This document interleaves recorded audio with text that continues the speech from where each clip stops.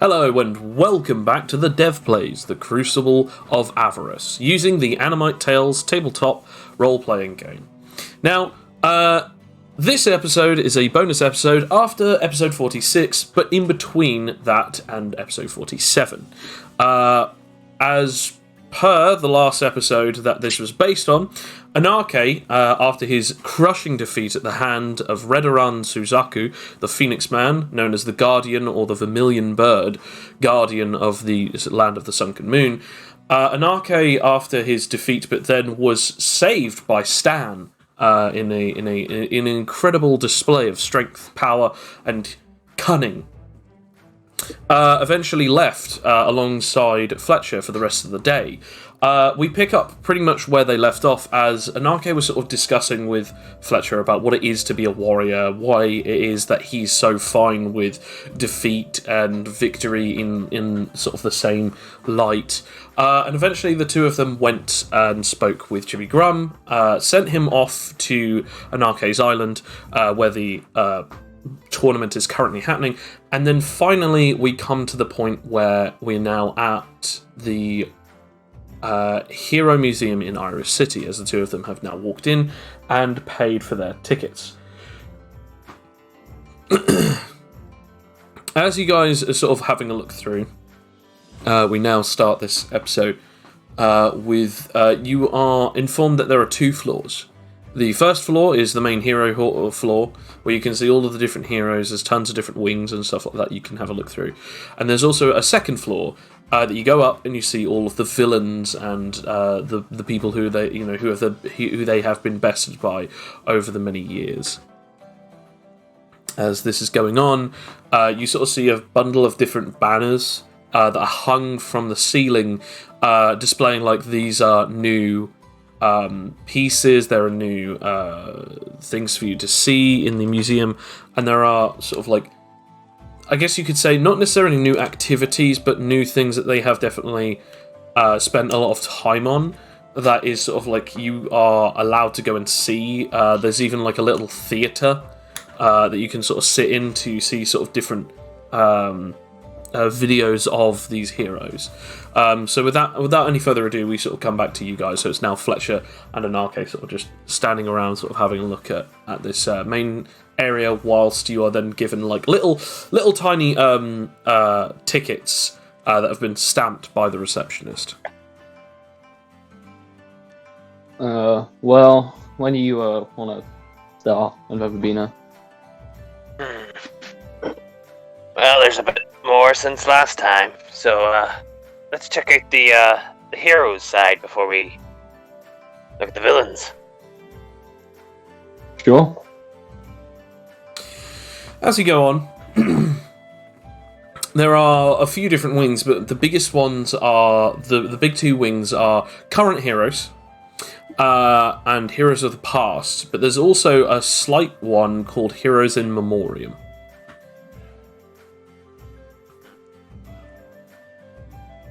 Work our way from the past up to the future.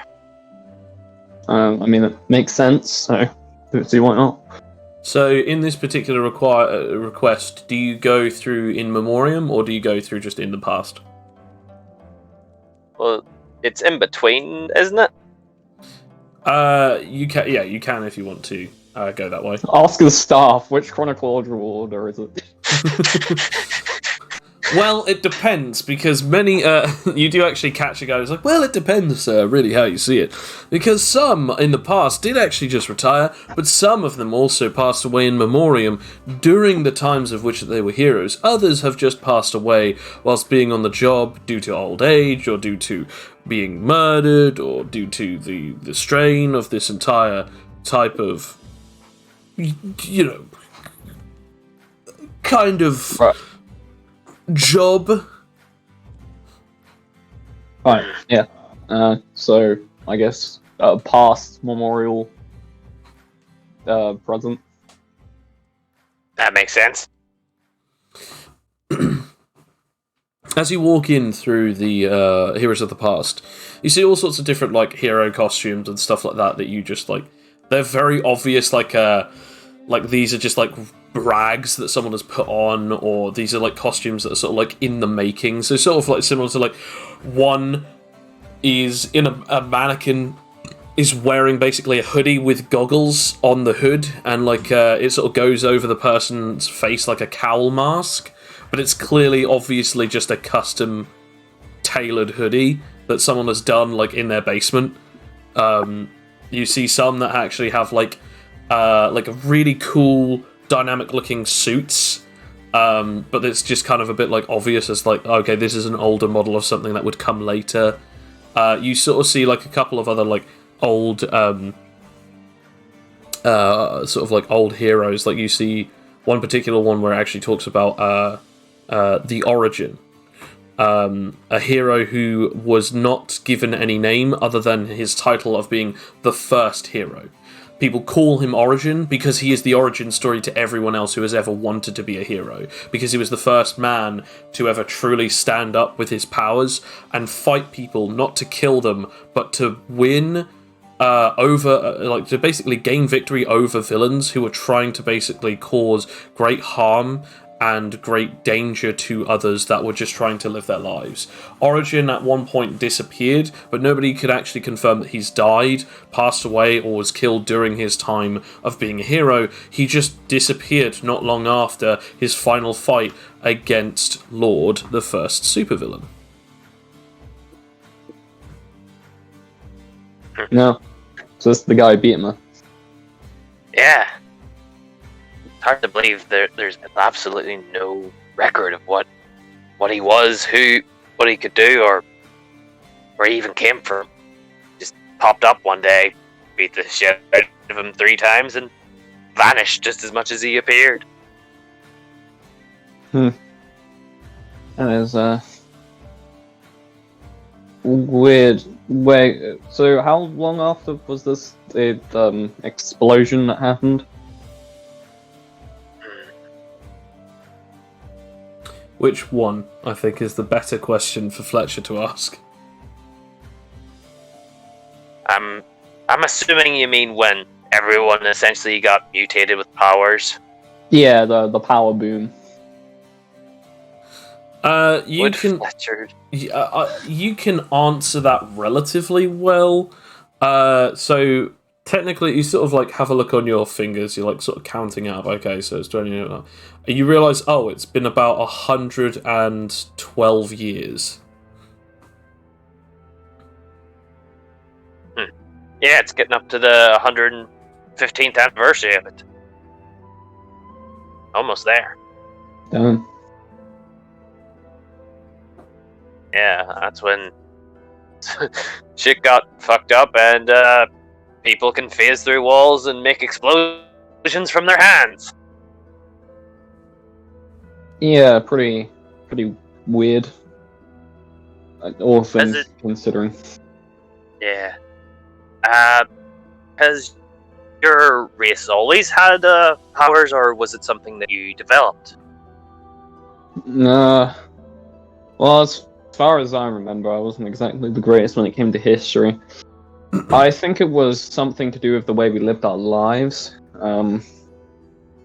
We were nomads, I think, for the most part. Very spiritual in nature.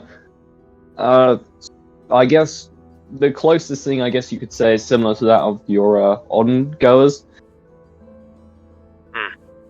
Not quite the same, though. Although we were spiritual, we didn't really base a whole technology system off it. It was more these powers sort of eventually developed. I think at some point, apparently, some higher being helped us or gave us instructions. I don't really remember. But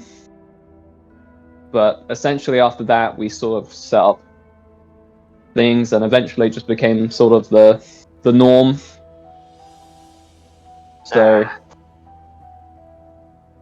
kind of like a mix of natural occurrence, some would say divine intervention, and just man-made constructs. Yeah, I mean, I don't really know how much I believe the whole higher entity thing. I mean, don't get me wrong, I know throughout the multiverse there's very...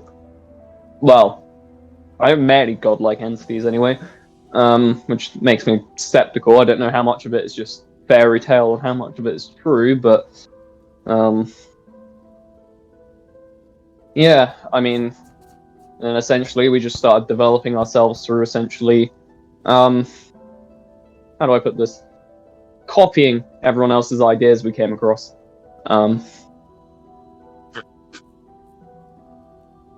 So, yeah, we were inventive enough to know we should take other people's ideas and use them. Well, I hope you learn what came of those abilities, so you don't make the same mistakes as the people who originally had them. Yeah. But seeing the way you and your brothers act, I think I don't have that much to worry about. Well, we are the odd type, I guess you could say.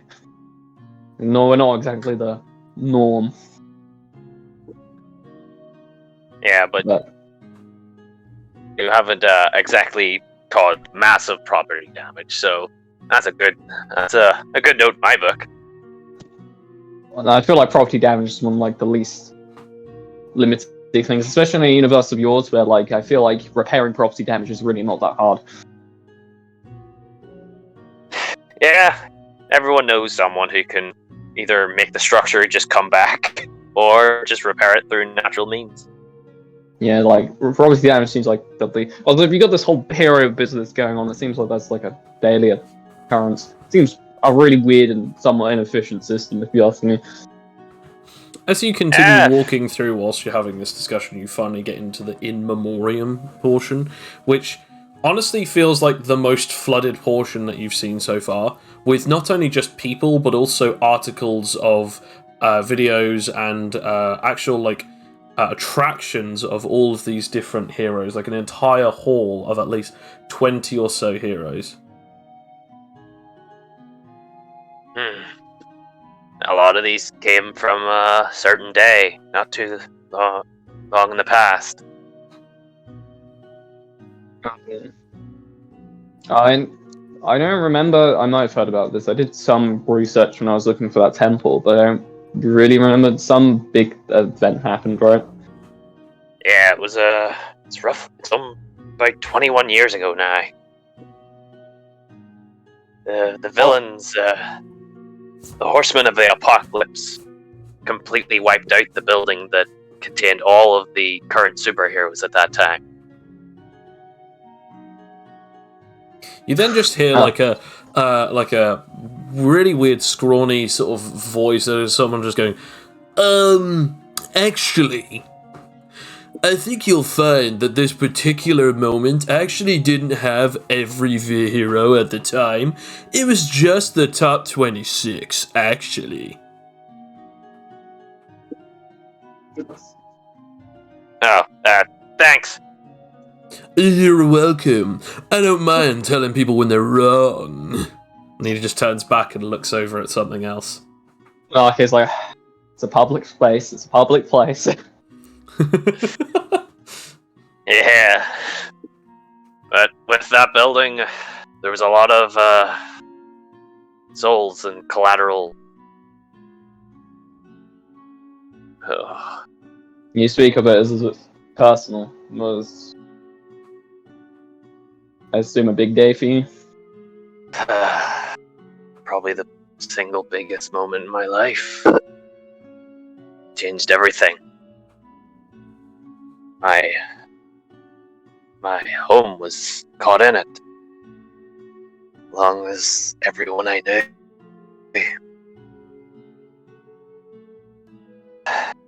Well, like parents and siblings, or Parents, siblings, branching family members. A lot. It's a big party happening at my parents' house. Celebrating something. It's kind of hard to remember now. Or it's kind of blocked. But I stepped out for a moment because it's been tense, having everyone there. get a breather.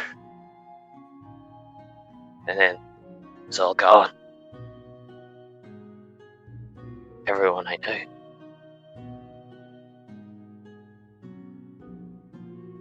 Well, I'm sorry for your loss. I appreciate it. It's long in the past now, and I only think about it every once in a while. It's not as... I've lost parents too, but I don't exactly know what it's like to mourn them, so... I can relate. Having just everything uprooted like that, I didn't even get a chance. No. Well, I mean... My parents died when I was, I was 1, I think, something like that, so I never really knew them. So... I'm sorry if you lost, but I can't really say I understand.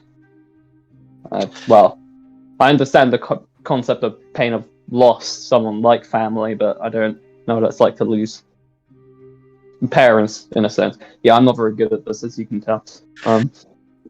Hey, it's not easy trying to, relate. Even with myself, I still find it hard to comfort others that have lost significant people in their lives. It kind of just comes to you in what you feel is right.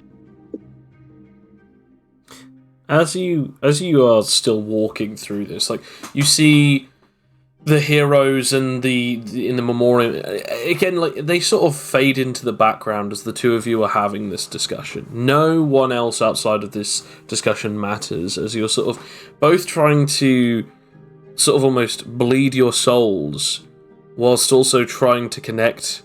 And it's not even just the age gap. It's actually the fact that your circumstances are both so drastically different that you notice that you are souls of a very similar kin, but you are not the same coin. And you are trying to connect in a way that does connect you in the form of sadness, but you are both holding on to this fact that the two of you cannot relate in the same exact proportions. As this happens, you get into the heroes of today. And there is music playing, and there is all sorts of pedestals with different hero costumes and mannequins, weapon racks, all behind special thick glass for everyone to have a look at and everyone to see. You see people crowding around them, you see people listening to the audio logs, there's all sorts of sort of speeches going on, and it sort of takes you out of it for a second as you realise where you are again. As you do this, you notice some of the current heroes that are of the city right now. It's up to you if you pay attention enough to actually look into them, or if you're just like partially glazing by them. I think Fletcher would take note of a few, just because he's probably bumped into them while, wandering, or just seen their exploits. Okay. What about you, Anarcho? I feel like I'm just glancing. Okay. As you're sort of having a little look around, you notice, like, at the very least, the one that is classed as the number one hero. Fletcher, you've never met them or seen them before, but you've heard of them, called the superhero Homage.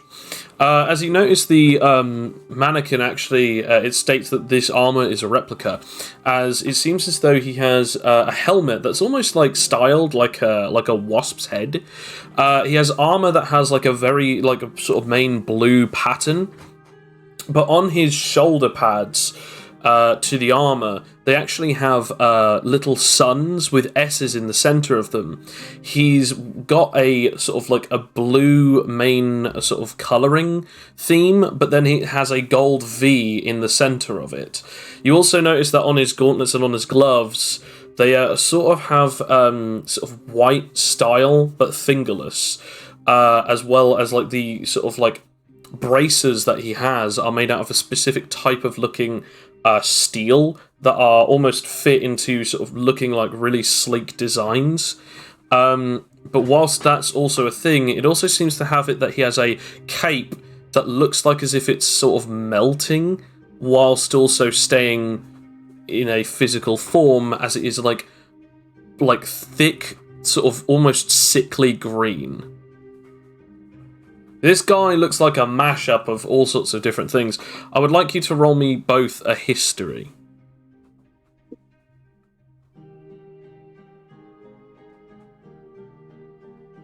Gotta get to the dice rolls for a second. Dice roller da! Okay, 16 from Fletcher. Well, that's a capital D. Doesn't like those. Yeah. You get a higher one. Okay, so the two of you realise and recognise this. I'll give this both to you. You notice that his name, Homage, means that he's paying homage to previous heroes. The V is from Viribus. The white gloves are from the white gloves, and the sort of style of the pure white sort of replicates that of Blank Slate, the copying hero. The special braces are a specific type of ordnance also worn by Viribus. The symbols are the Solace symbol that was worn by Daybreak. The helmet, to be sort of signified similar to a wasp, is to signify Waspman. However, that's as far as it goes for you, Fletcher. And you're like, but I don't get what the cape is supposed to be about. As Anarche then answers what superhero it's actually from, which is Venomous. He's paying homage to previous heroes who have died in the line of duty, and he wears all of these. However, it does state that nobody truly knows what his power is. Some state that it's flight, some state that it's super speed, others state that he has manipulative abilities, or others actually genuinely believe that he has the power of amalgamation that allows him to have all these powers. Nobody truly knows what his abilities are, and he's always able to come up with new variations of how to fight against his opponents.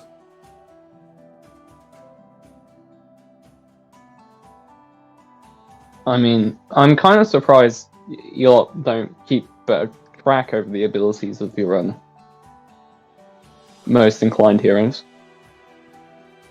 Yeah, well, but actually, the guy suddenly turns around yet again. You're starting to think, what? How the hell did this... Is this guy following us? As he goes, actually, sir, I think you'll find that part of the anonymity of someone's superpowers is actually part of their whole design, so that then villains won't know exactly what they're doing. You obviously wouldn't really know too much about superhero culture, would you?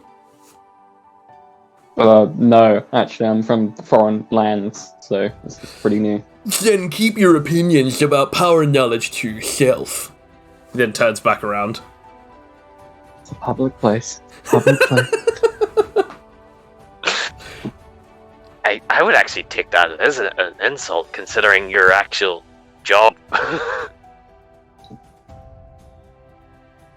But yeah, civilians, you know what they're like. So is that like is this all about you, like a common thing among your people? I mean, I've noticed it too much. No, not really. Only in places that may have like big fans or like very niche knowledge.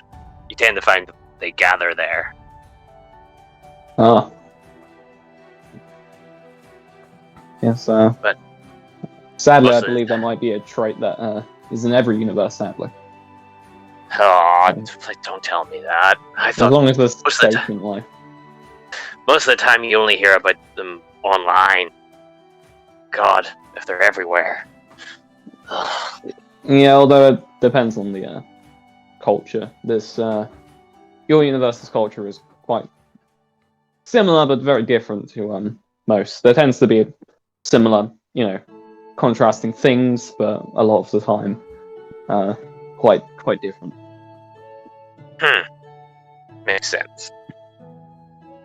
You keep going and having a look through some of the other different heroes, but again, it's just like more at this point you're sort of discussing your sort of nomadic traits of you going to different universes and finding similar traits within humanity.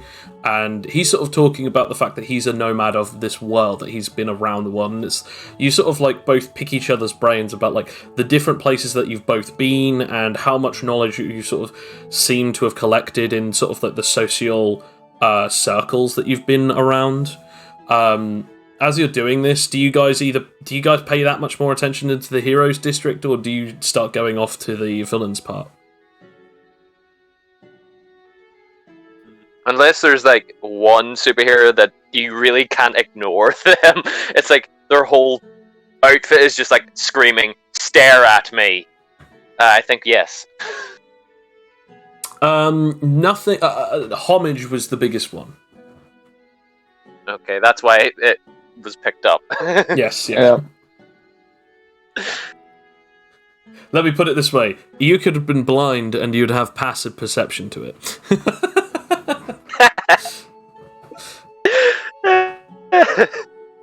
That's good. Yeah, so I take it that you guys continue up to the villains section? I guess so. As you begin climbing up the stairs, because the elevator is full of other people... I look behind us. Is the guy following us? Roll me a perception. I didn't track his energy case. I should have. Oh no. You sort of pop up just right as you start speaking again. Damn, I got 4. You know what? His energy signature is so basic, you can't even figure out which one it was, because you weren't paying attention the first 2 times that he spoke to you. Damn it, he's too basic. He's too basic. Puny weakling. You keep going up, and then you get up to the villains section. Again, there are villains of the history and villains of the present.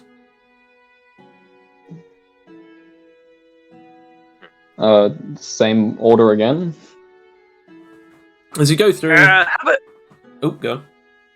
How about we mix it up? We go from the present to see what we could maybe fight to get more points, and then see what came of the ones that came before. Sure, I'm fine with that. As you walk through, you start having a look and you start seeing like really generic looking villains, like like wearing like big cape and dastardly mustache and maybe a top hat. As you see like the sort of just just a guy called Trickster, but it's spelt with an X, like Tri-Exter, and it's not ER, it's A, so it's Trickster. Yeah, no, you see that these guys are like bottom of the barrel sort of villains. You go to even a couple of others that are like sort of a little odd. You even see like one that is sort of just called Blade Master, and he is just a man who has multiple different blades, and that is his whole shtick.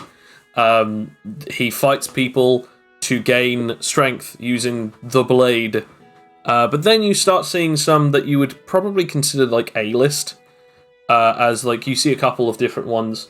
One particular individual who's claiming themselves to be... I've actually got it here. I've got a list of really weird villain names I was able to make. Where is it? There is... I can't find it. There we go. Phantasm, a individual who claims to be incredibly powerful, wearing some sort of like sheets that make them look a bit like the stereotypical phantom, wearing sheets and chains. However, this individual apparently has the ability of intangibility and telepathy, being able to control and possess individuals, but also being able to use their powers for dastardly purposes. So far, we have a drink named like that in our universe. Phantasm. Phantasm. Oh. There's also... oh dear. There's all. Why? Why did I do this? Why did I do this to myself? There's also Frostburn. Frostburn, who is an individual who has the ability of ice mimicry and flame teleportation, having the ability to both deal fire damage and also be an ice mimic. Frostburn has been seen all around the city and has basically made a notorious name for herself. However, Frostburn is normally known for stealing things and trying to get away with it due to the fact that she is made of ice, and therefore it's quite tricky to physically grab her or basically pin her down for any substantial amount of time due to the teleportation and mimicry. These guys... They all name themselves after brands, Fletcher, or is this just the... Well, yeah, it seems that way, but there were better names from what I remember. Yeah, it seems like they're trying to promote stuff, like, you know, like you're gonna find out they have like a side business going on. Yeah. I mean, I feel like this one just took their name off something from a video game. I could have swore that, that or like like a one of cover. those like random generator things. Yeah. Yeah, we have those in our universe too, don't worry. Those never disappear. People are not brave enough to come up with names. There's only so many combinations. Yeah. There was also another one that I have here. I'm just trying to find it. Oh, yeah. I want to point out, by the way, it's becoming more and more apparent that in this current present, there's not really anyone to currently challenge the big heroes of the same caliber, and you haven't even seen the previous villains. But the last one that you've seen is known as...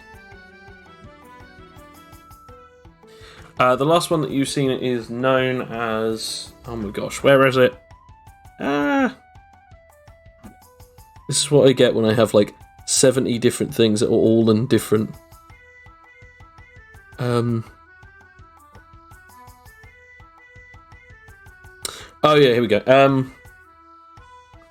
The last one is known as... I just literally had it. Just gotta wait for the panel to load, you know. It's buffering. Scroll to the next one. Scroll to the next one. No, I can't. Where is it? Yeah, Fletcher, this is taking a while. Should we just go to the previous ones? Yeah, these electric billboards they installed aren't really. Yeah, we reliable. know it's just going to be named after another brand anyway. So That's fair. That's fair. I can't believe that I can't find it. That's so annoying. we Where walk is it? away. We got bored waiting. That's fair. As you continue going on, you eventually find villains of the past, and as you find the villains of the past, you see quite a long list of them. Now it states as a warning that half of these villains are in the past because they haven't appeared in the last 5 to 10 years, so people don't actually know what's happened to them, whether it's due to the fact that they have actually been confirmed to be dead, or if it's because that they just vanished, or because that they're in prison. Either way, it basically means that they've not been an active villain for the last 5 years minimum. In this, you find a Barry Boyle, who used to be a highly trained deadly martial artist, who was a human but was able to take down many different individuals throughout his lifetime. However, eventually he was captured and placed into the maximum security prison known as Zetamax. You then see Rory Claymont, aka Calamity, but no one has seen him since he escaped almost 20 years ago. However, again claimed to be a human, despite the fact that apparently people had seen him wielding some strange power that people cannot fully explain. There is Demon, who again has not really appeared in many recent years. However, it does actually state that although he hadn't actually had anything happen to him, he was eventually captured in Huskonia, taken to the prison in Huskonia, and then later on he was recently rescued by a Bartholomew Bones. Following up of which is Bartholomew Bones, supposedly to be believed a pet of the villain team known as the Natural Disasters. However, it was only claimed that people stated that he looked kind of like a skeleton, but nobody really knows exactly what he looked like, other than he was wearing some kind of strange trench coat and hat, long afro-like hair, and always keeping alongside him either a very large xylophone made out of what seemed to be white something, or yellowish something. People said that it was made out of bones. Others stated that it looked more like as if it had been made out of some kind of special other material. Either way, he was playing some ivory keys. You also then see Talo S. Knight, gravity-based Frankenstein's monster-like individual. You then see Toxie, also claimed to now be dead. And then finally you have the last one, who is known as Nuke Lias, aka Leah.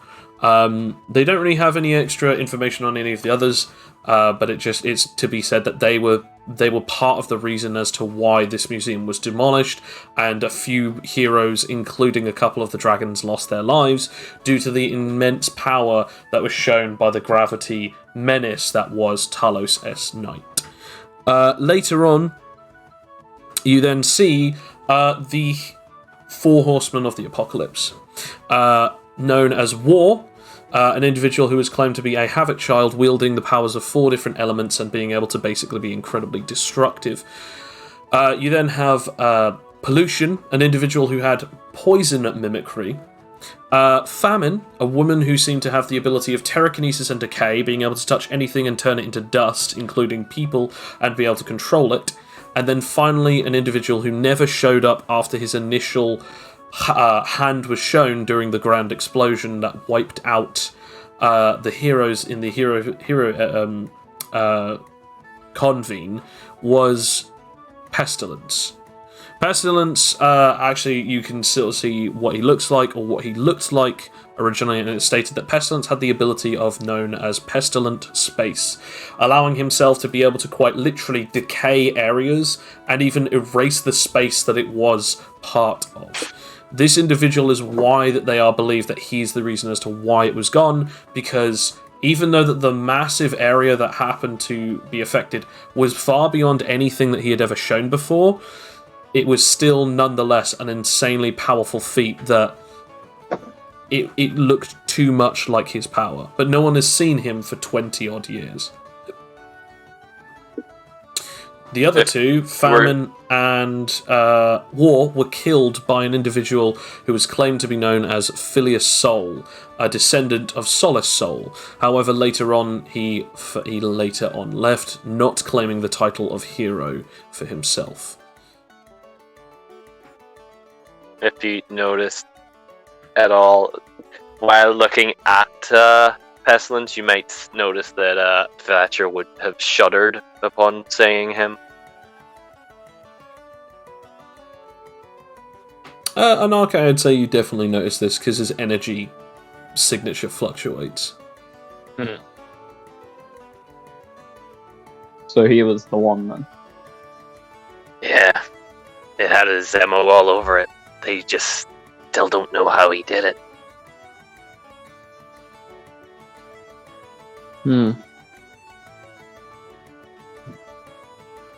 Well, I see now why the modern villains have such bad names. All the good ones were taken. Oh, it gets better. Because you keep going, and you then start seeing Dr. Spectro, an electrokinetic that was eventually defeated. You then find Shiki, the world's strongest woman, who claimed to actually be able to fight up against Viribus toe-to-toe, but later was then defeated and incarcerated. I feel like I've seen that one before. Oh, you definitely recognise it as one of the corpses that was controlled by Fergus. Oh. There was then that was underestimation. There was then Tom Kraut, who was basically had a kinetic impact ability, who actually did give Viribus quite a struggle in his early days, but he was eventually able to win. And finally, you see Lord, the first supervillain. Again, sort of like you get to see him like wearing sort of a mask and sort of like wearing some kind of like strange looking sort of suit. You also then see that there's a section called the Hero Killers.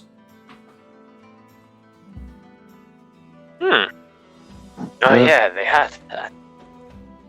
Kind of like villains that weren't villainous, but still killed heroes. What? Because they didn't agree with the concept of heroes, or?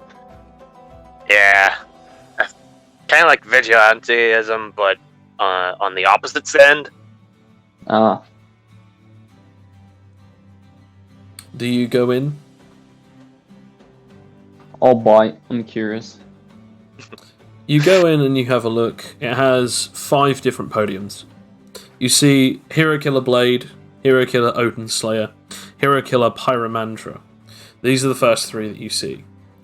As you have a look, you see Blade was an individual known as the killer of many different individuals, many different heroes. He was eventually stopped by Viribus, and later on was admitted to hospital due to basically fractures in his ribcage. He later escaped his incarceration, and no one had seen from him for a while. He then popped up again about 20 or so years ago, just before the explosions happened, and he then broke out of prison. Nobody really saw him after that. They stated that he had wielded and mastered multiple forms of different blade-based combat and pretty much gained his name through the form of being a merciless killer. He would eventually go on to slaying about 5 different heroes, hence why he gained the title Hero Killer. He was one of the only people in the Mercenaries Guild that would take on contracts of basically hitmen, hit targets, killing people, including heroes. You then see Odin Slayer, an individual known as Jern, who would eventually kill 2 superheroes, one called Odin Thor, who wielded great powers of lightning and thunder.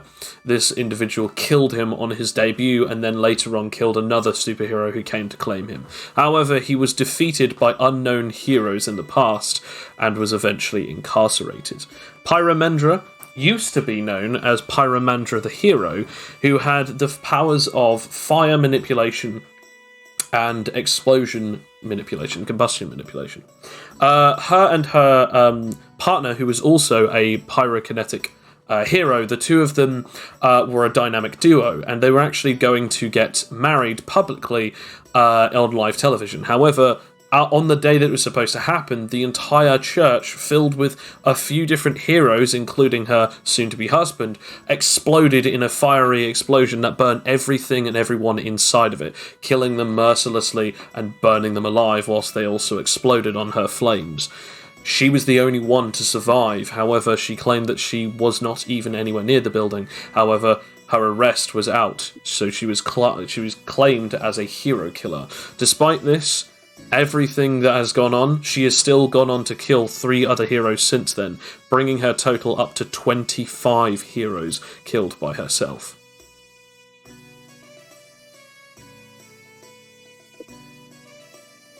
Wow. Disagreements before the day of the marriage, maybe? Yeah. I keep staring at the one named Blade. I feel like I've seen someone like that before. You do see videos and pictures of him, but they're all very blurry.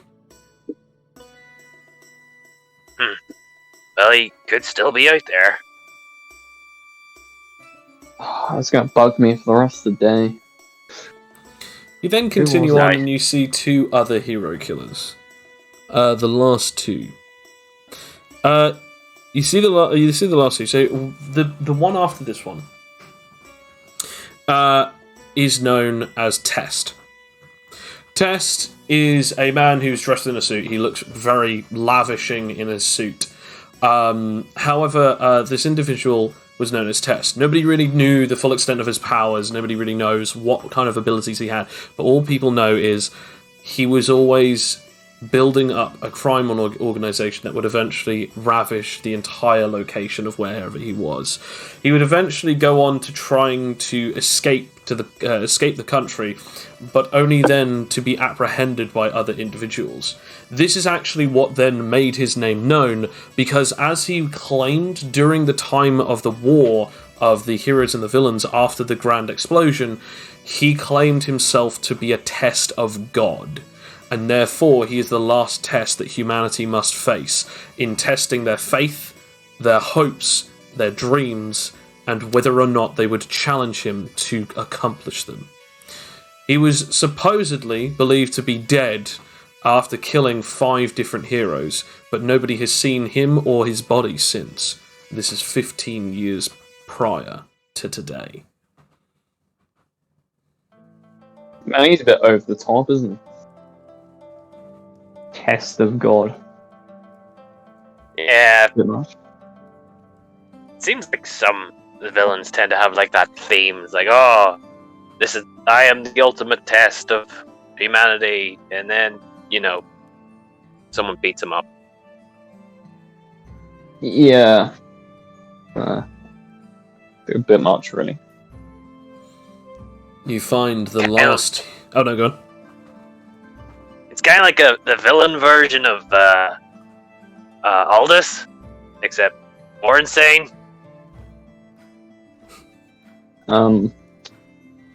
Yeah, I'm not sure how your society has functioned, I'm going to be honest.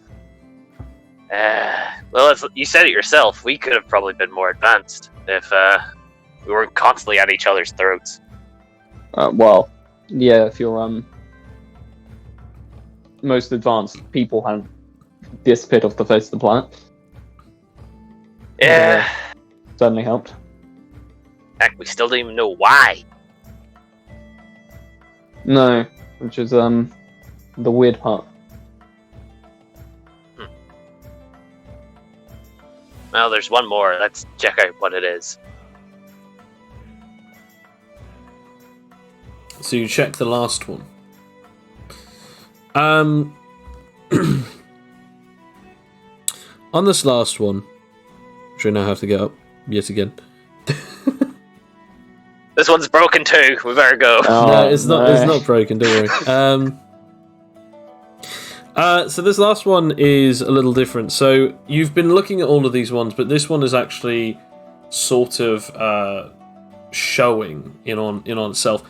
But this one actually, unlike all of the other ones that seem to have like sort of like objects that are kind of obviously fake replicas, this one doesn't have anything. As a matter of fact, everything is digitalized.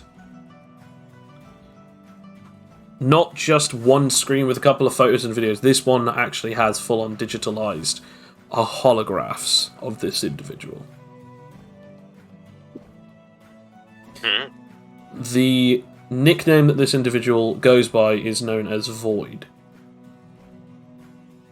States a man who nobody has known before. Prior to his eventual debut, the individual wore black cloaks and claimed himself to be the son of Dacron, the god of the void.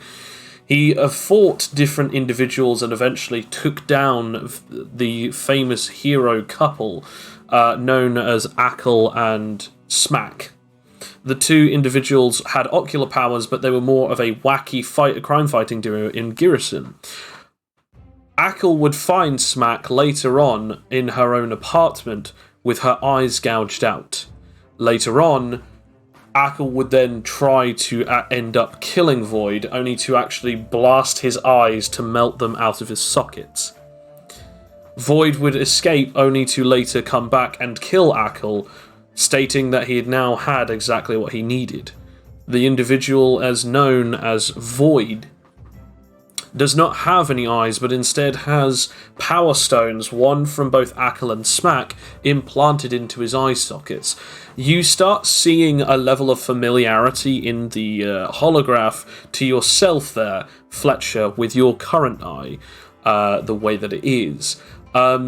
Claiming to eventually grasp his, get his hands on the Book of Dacron, he would then go on to murder multiple victims that are now in the countless numbers, as some people don't know if it was him or others. He is a powerful void child that is to be believed to be in the Zayton level of power. However, nobody has seen him since 20 years ago.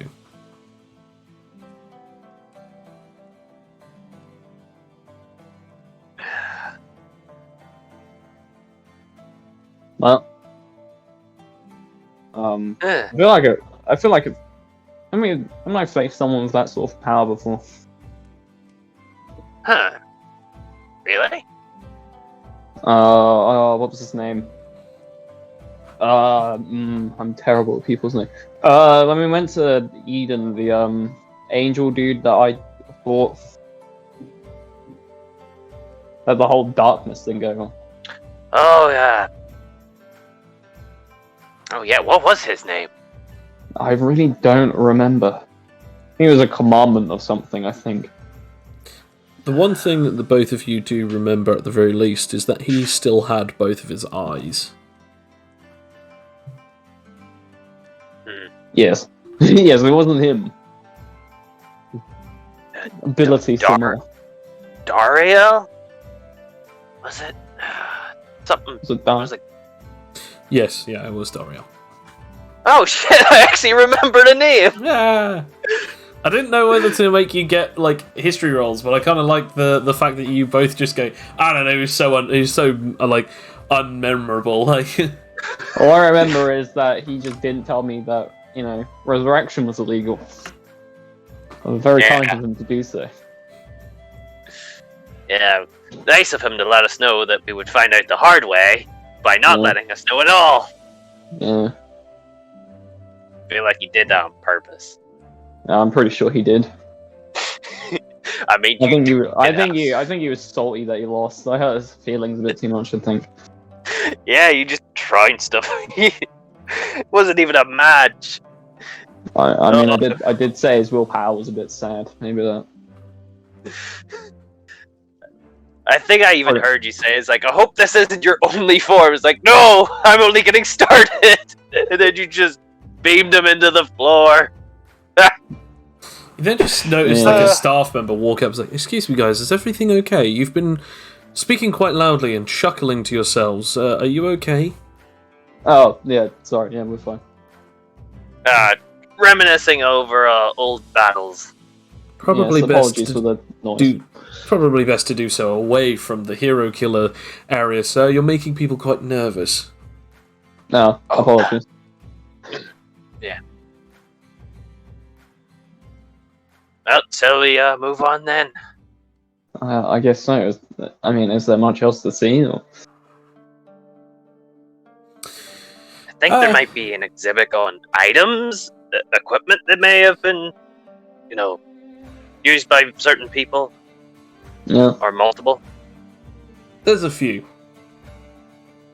There's a few like dotted around that you can see some like the old villain gadgets and stuff. But almost every single one of them states this is a replica, this is a replica, this is a replica. Almost all of them say it.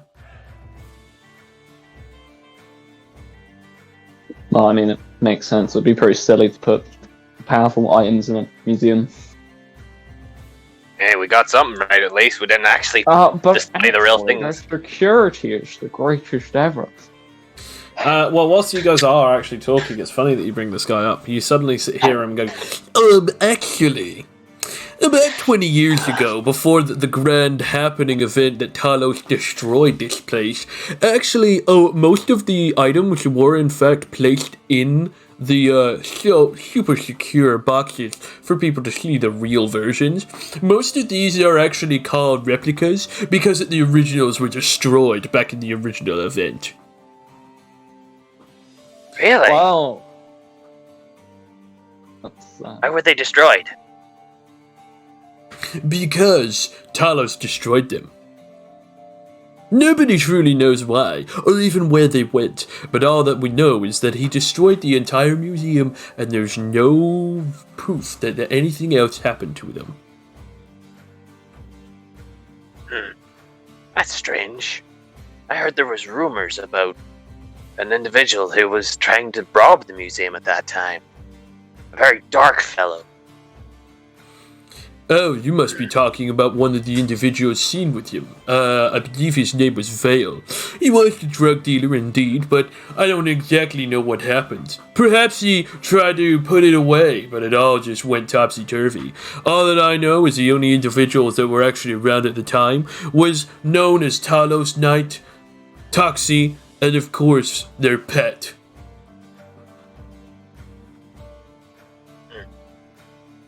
He did strangely disappear after that night. I Perhaps wonder. a disagreement. Well, it's hard to believe that a villain group would stay together, considering motivations and goals. You know, it's like as like this is going on, people are just walking around you guys. But I want to point out, Anarche, can you roll me willpower of the mind, please? I'm sure this could only mean good things.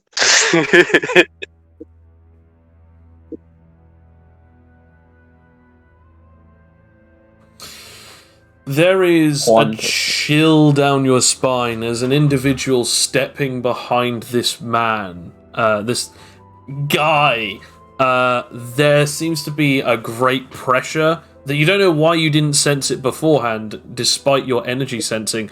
But there's a person who's like reaching his hand over and is about to touch this dude's shoulder in front of you, but you feel an intense sense of danger coming off from this person behind him. I immediately just instinctually like jump back a bit. Oh, okay, you jump back a bit away from him. I'm not fucking saving this, man. No. As you see this, you are slightly seeing this, but you don't sense any of this danger coming off of this man. As suddenly you're just like touched on the shoulders, like, excuse me, my dear fellow, can you get out of the way? As he's then immediately hurled, shoulder first, through into one of the exhibits, as he just like smacks against it, and you just hear yeah! As he slides down it.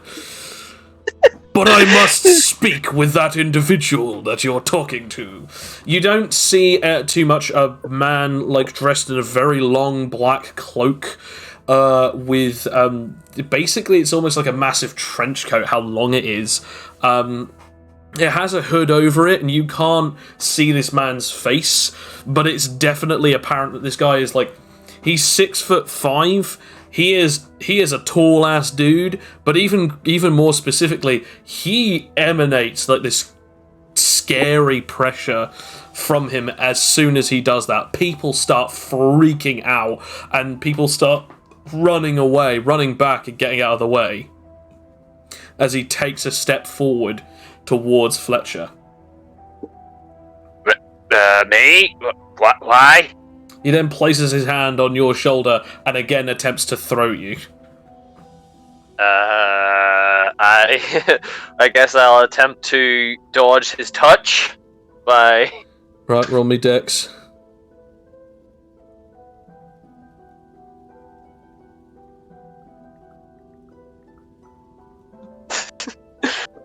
Oh no.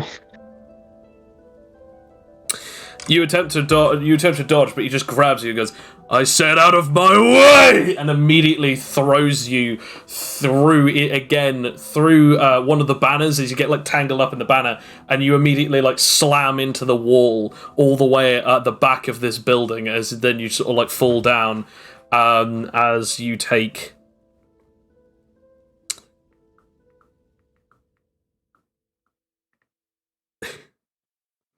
21 points of damage. Alright, that civilian should just be dead. I'm sorry. It seems as though the power and pressure from like the last one was so much more different than this one. Oh no, he knows how to hold back. This is worse. There seems to then be a smile on this man's face. He seems to have a goatee, and this guy looks like ominous, as like the darkness around his body emanates this whole thing of like mystery, because you have no idea who this man is, as he just goes, I'm very disappointed to see that you would be casting yourselves with these fools. Your strength, is it what it was? As he then goes to throw a punch at you and RK. Damn. Alright. I'm gonna try and use my martial arts thing to redirect it. Okay.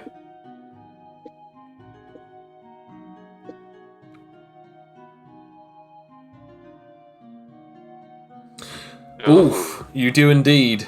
He takes his own damage. I don't get to add anything else on top of it.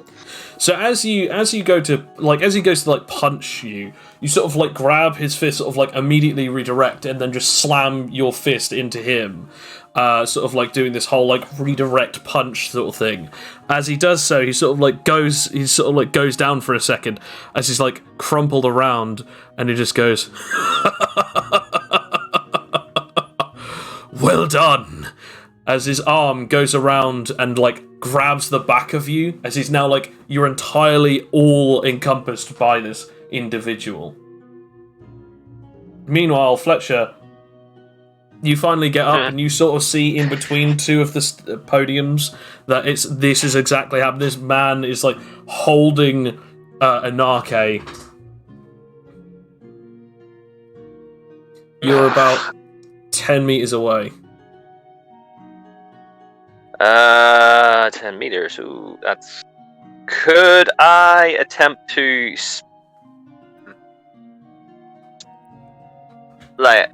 run towards Anarche and grab him at the exact same time I activate my powers? You can attempt to do so, yes. What would I roll tangibility or? I'm going to ask you to roll something because you're running towards this guy. He has noticed you, so I guess roll. I guess I don't even know what you could do against it. I guess roll me. Wouldn't it be move speed? I guess it would be move speed. Yeah. So, but either way, I'm having it that he's reacting. So I guess roll move speed, and I'll see if you beat his roll. As this is happening, I'm gonna go, wait, Fletcher, don't!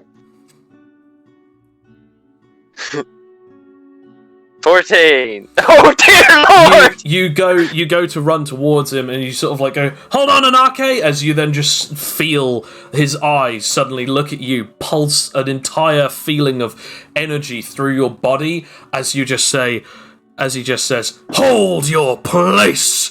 I'm having a moment! As you feel the fear within your body rattle you with a pressure that you've never felt before, as you stop dead in your tracks, 8 meters away from Anarche and this individual. Okay, sir, you have a good time! It's been a while, nephew. What the hell are you doing here? You're not even allowed to leave. He then takes down his hood and it reveals, basically again, long white hair. Again, this dude looks like basically like at least a 20 or 25 year older version of Anarche, except from with a goatee. Pure white goatee. Yes.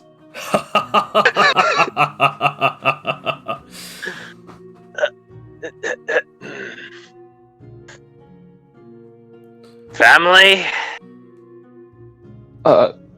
Yeah. You've grown a lot since I last saw you. I mean, not that much. 2 years is a long time, boy. And it's good to see your face yet again.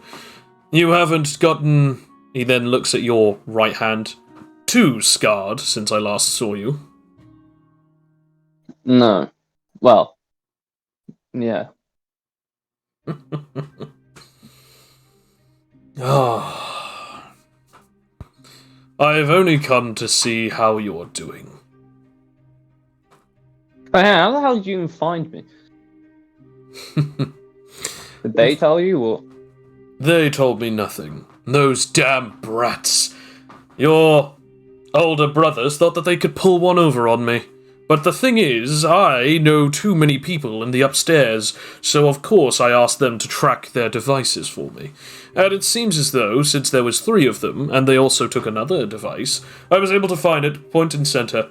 However, I then knocked the individual out, before he was to inform anyone upstairs about the current situation. Well, aren't you going to lose your job for that? They can try. I don't know if that'd be a good thing or not. No. There's just a couple of things.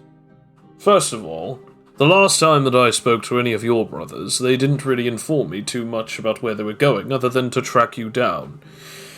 I sense that their life forces are still within this universe, so I'd assume that they're still alive and here. Very much so, yeah. So they didn't inform me exactly where they were going, or even what exactly you were doing here. They didn't even think to inform me what happened to you. You do realize that I thought that you were dead, right? Yes. Roll me something reactively.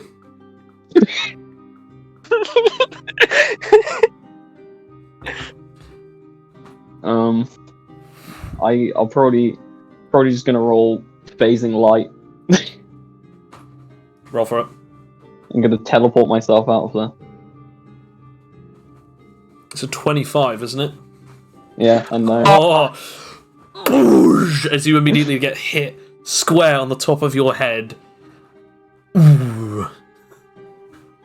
As that just really freaking hurts. I shall roll for the damage, which I believe is... Oh, jeez. Again, this is hold back, so you don't have much to fear. There's only 90 damage, don't worry. No, he's definitely holding back, because it's only 16 damage. But yeah, he hits you right on the top of the head, and it hurts a lot. He just full on whelped you one right on the top of the skull. And you sort of you do actually take a knee, how much pressure and power is behind that fist. Are you going to tell me exactly what the hell you've been doing for 2 years? I believed you were dead, boy, and now you're going to wish you were! As he starts cracking his knuckles, winding up for another punch. Well, that wouldn't be anything new. As he goes for another... I'll just take this one. Take it like a champ. I'm just gonna get up so he hits me in the face.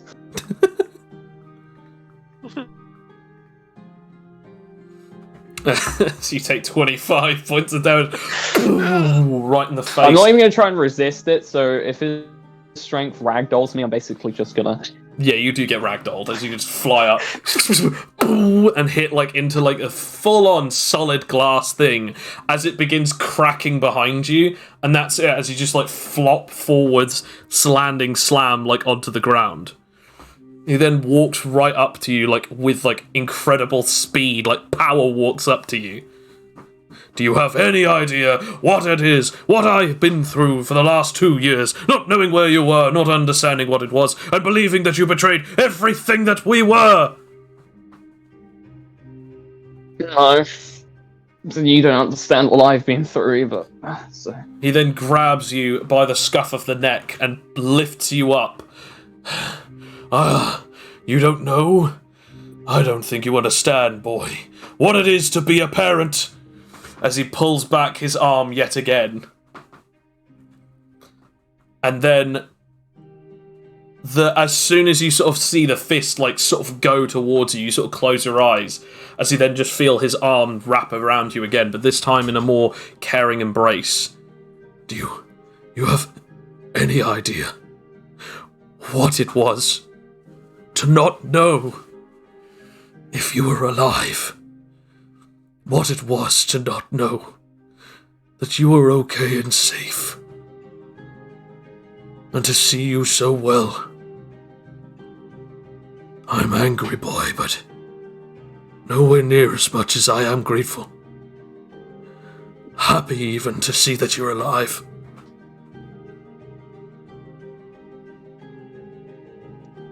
Anarchy doesn't really say anything, he kind of just lets this sort of embrace happen. He doesn't give one back, he just sort of, accepts it with sort of his head, kind of downwards, not looking at him. Meanwhile, Fletcher, you're still watching this. Yep. I guess he probably would have came upstairs to keep an eye on what's going on, but not trying to get too close. Fair. He then eventually lets go of you and he goes, "What's too good to hold your own uncle?" No.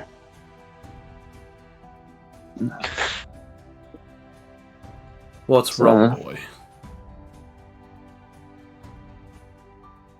So they really haven't told you anything? I'd be lying if I said that I didn't already know. He puts you down. I sensed for a long time that something was worrisome. Something was wrong. I wasn't sure. But when they found your friend's body, we assumed the worst. Your brothers never gave up hope. Quite frankly, I didn't know what to believe. But after clashing with you just now, I understand, but I don't know the origin. So I'm going to make a guess, and you tell me how right it is. You fought your friend for the sake of your own survival, and upon doing so, you ended his life. Once finishing, you knew that you would be taken for questioning, or even, if people found out, people would want to commend you or villainize you, and you don't believe that either is justified. That sound about right? You just see a bit of surprise on Fletcher's face, like, Minarche killed a friend of his?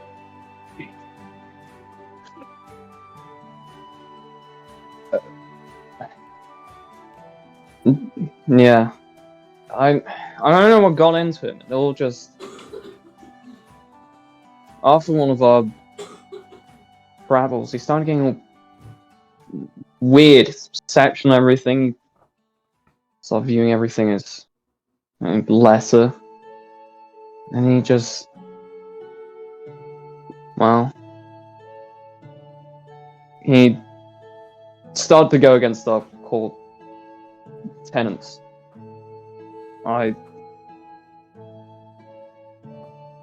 At first it wasn't so bad, but then after a while I don't know. Somehow then he came up with this idea of, oh, we should be conquerors, and we should take over one of the universe that you found him in. I disagreed, and then after a heated argument it turned into a fight. I tried to stop him without killing him. I really did. Kept pushing, and I didn't even mean to kill him. Just one hit, side the head. He just wouldn't get back up. I doubt he would. But you understand now. So I'm going to ask you some questions. When you left because that you did not want embellishments or villainy. You did not want to be seen as a criminal nor as a hero for your crimes or even for your indulgences. You did what you did for the sake of your own survival, and you did it because of what he was doing was wrong. Not based on our tenets, but based on your own sensibilities. Is that correct?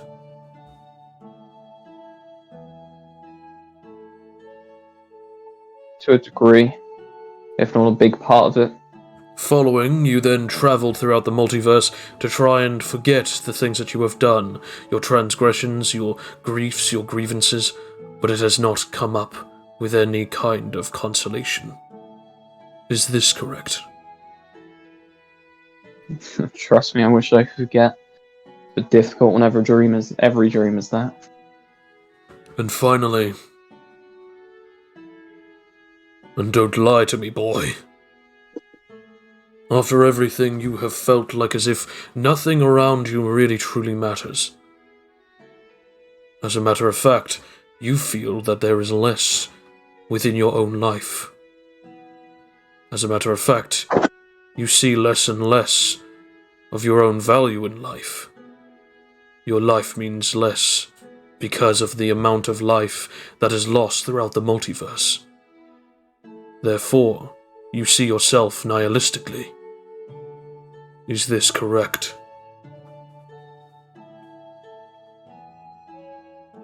Yes.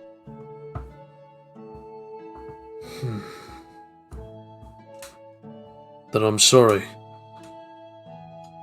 But I must inform you that you are also just as badly as infected with the madness as he once was.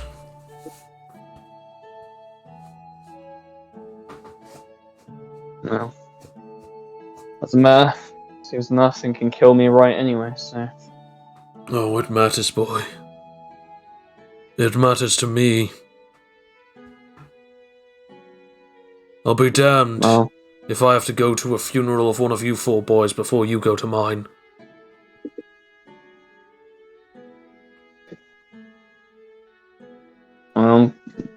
Then I'm sorry is all I can say.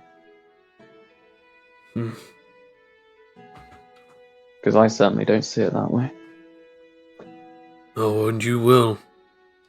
He doesn't look back, but he does say, "You there. The one with my nephew. Ragdoll with the staves." Yeah. Yes. How old are you? 36. And yet you are not old enough to understand the wisdom of taking care of a boy such as him.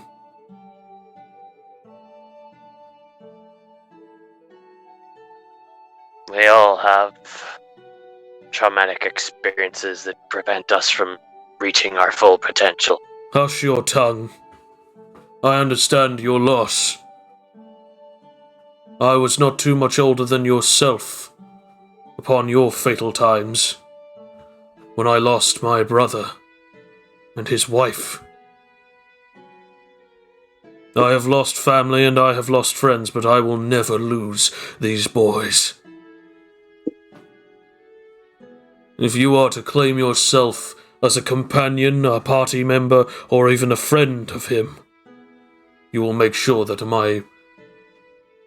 my son does not die.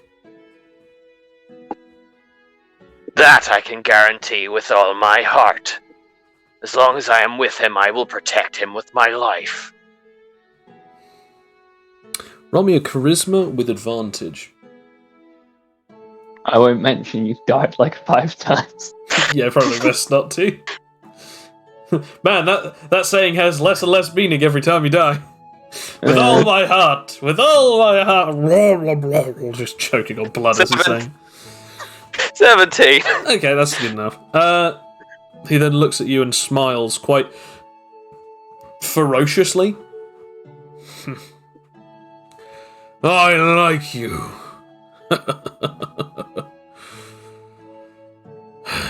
A fellow warrior. No.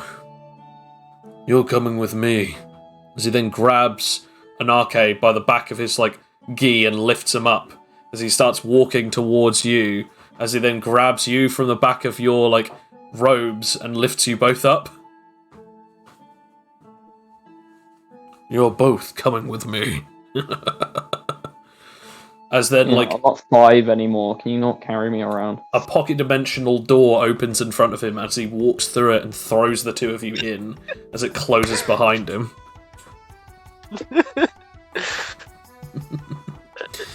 What you then see is a cacophony of white light and all sorts of strange-looking gadgetry and weaponry. Of which that looks some relatively old, modern, and even futuristic technological weaponry, as well as just technological advances, or just basic, simplified objects and weapons. Oh, it's like an entire armory from many generations in here. Yes, you can say that. Now, Anake, and I didn't catch your name. It's Fletcher. Fletcher Motatame. You both carry deep grief within your hearts. I also know that you are both lacking in strength. So I'm going to help you.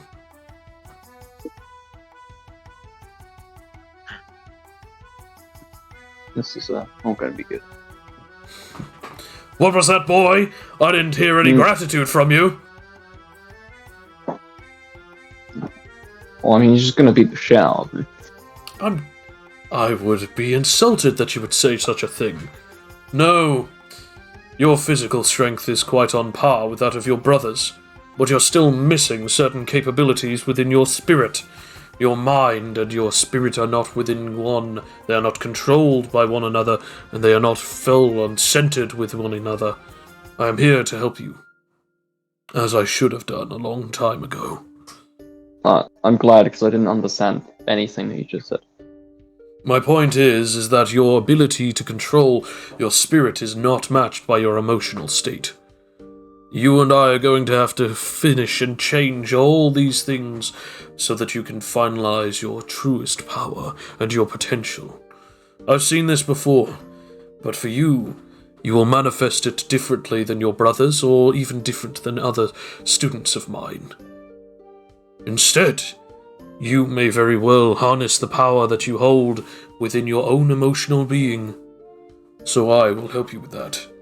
As for you, Fletcher Motatame, you, on the other hand, wield your powers and strengths differently than my nephew. So I'm going to help you with something else. I'm going to help you understand your grief, and use your powers to connect to a world beyond your own. With that, you will have access to power beyond your current recognition. I accept your offer. It wasn't an offer. My nephew requires someone to train alongside him, and you were the next best candidate. He has a habit of just kidnapping people, don't worry about it. Well, I guess I'm glad to be of some assistance. You then both get, smacked on the head whilst you're not paying attention. No! I didn't say that you were allowed to make jokes in front of me! It wasn't a joke. Nevertheless, this training will be arduous, and this will put you through the ringer, so I hope you're ready for some intense training. I mean, you literally just said we don't have a choice, so... Yes, but what I mean is, I hope you're ready, because otherwise this is going to be very painful for the both of you. I look forward to seeing your fighting style. You shouldn't. Who said anything about my fighting style? No. The two of you are focusing on something a little less than physical. Your minds. You need to understand your minds and your hearts, not your muscles or your power. No, this is meditative training. We're going to be looking within your psyches and within your minds to unlock the truest potential of your soul. Did you read, a book that gave you these ideas? Or He then bashes you back on the head yet again. Ow! Mind yourself, boy! I've been learning this stuff since you were in diapers. Oh. You make it sound like an anime plot. I want to remind you that I am one of the top instructors of the combative capabilities within Collidia. The fact that you would even dare claim me to be a rip-off hack is something unacceptable. I trained you and your kin in the last 20 years, and I will continue to make sure that the four of you are all well and good within a good ripe age before I pass. Besides, you've at least got another 40 years before that happens. Yeah, what's a ripe age? Hmm.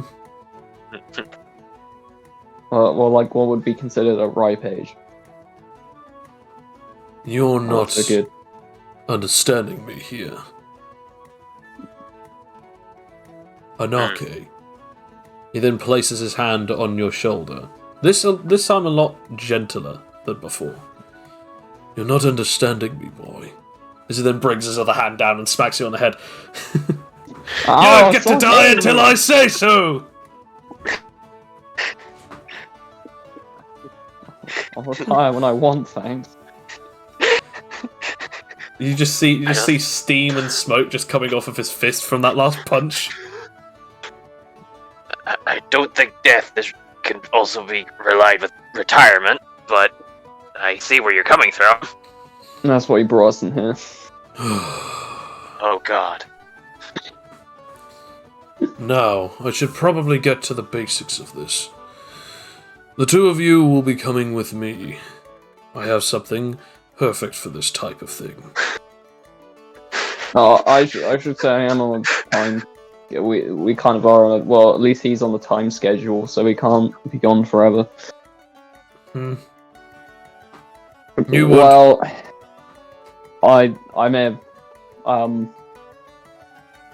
have started a tournament to end this world tournament thingy, the team. And I kind of have to go at certain times, so sadly you won't be able to beat me up forever. Then what I'm going to teach you will be something that you can utilize. Follow me. He then brings you to an object that he sort of plucks from the air and just grabs it. He presses it and then twists something behind it as it then shoots out a beam and it hits something as it creates a portal. The portal, however, is blue. Ooh. Step on in. Fletcher jumps. You're really enthusiastic about this, huh? As should you be. Grabs you and just throws you through it.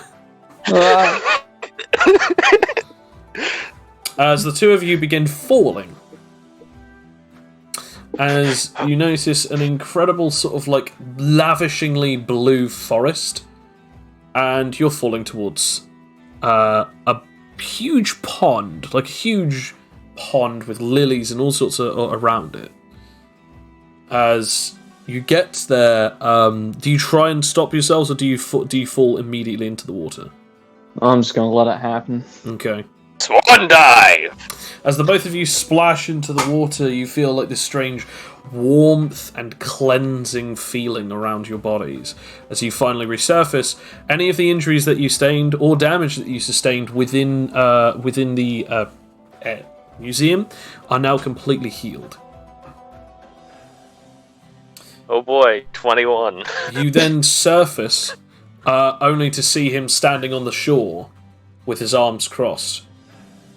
Watching you both resurface, you feel like this incredible replenishing feeling.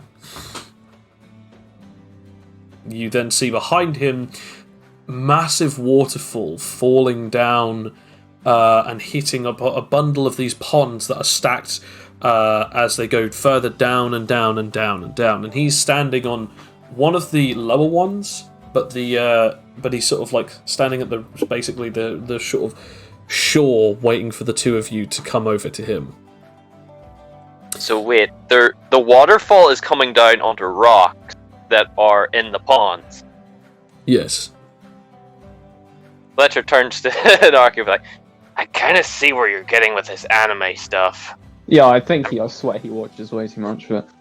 What was that, boys? Talking about your anime addiction. Cracks his knuckles. When you get back onto this shore. Oh, well, you have to beat me up in here. It's far too relaxing. Oh, by the way, you probably don't want to stay too much longer in that water. Why, it's lovely. Yes, it absolutely is, but the replenishing factor actually also has a negative effect. What, de-aging, or...? I'll let you figure it out for yourselves if you're not willing enough. Fletcher just faces consequences. Yeah. Fletcher shrugs his shoulders and just slowly makes his way out. As I'm getting out, I'm gonna look at my arm. Is the scar still there? The scar is in fact healing over quite nicely, yes. Oh, nice. As the two of you get out, you sort of like begin going over to where he is, as he's basically standing on a gigantic lily pad that seems to be able to support his weight perfectly.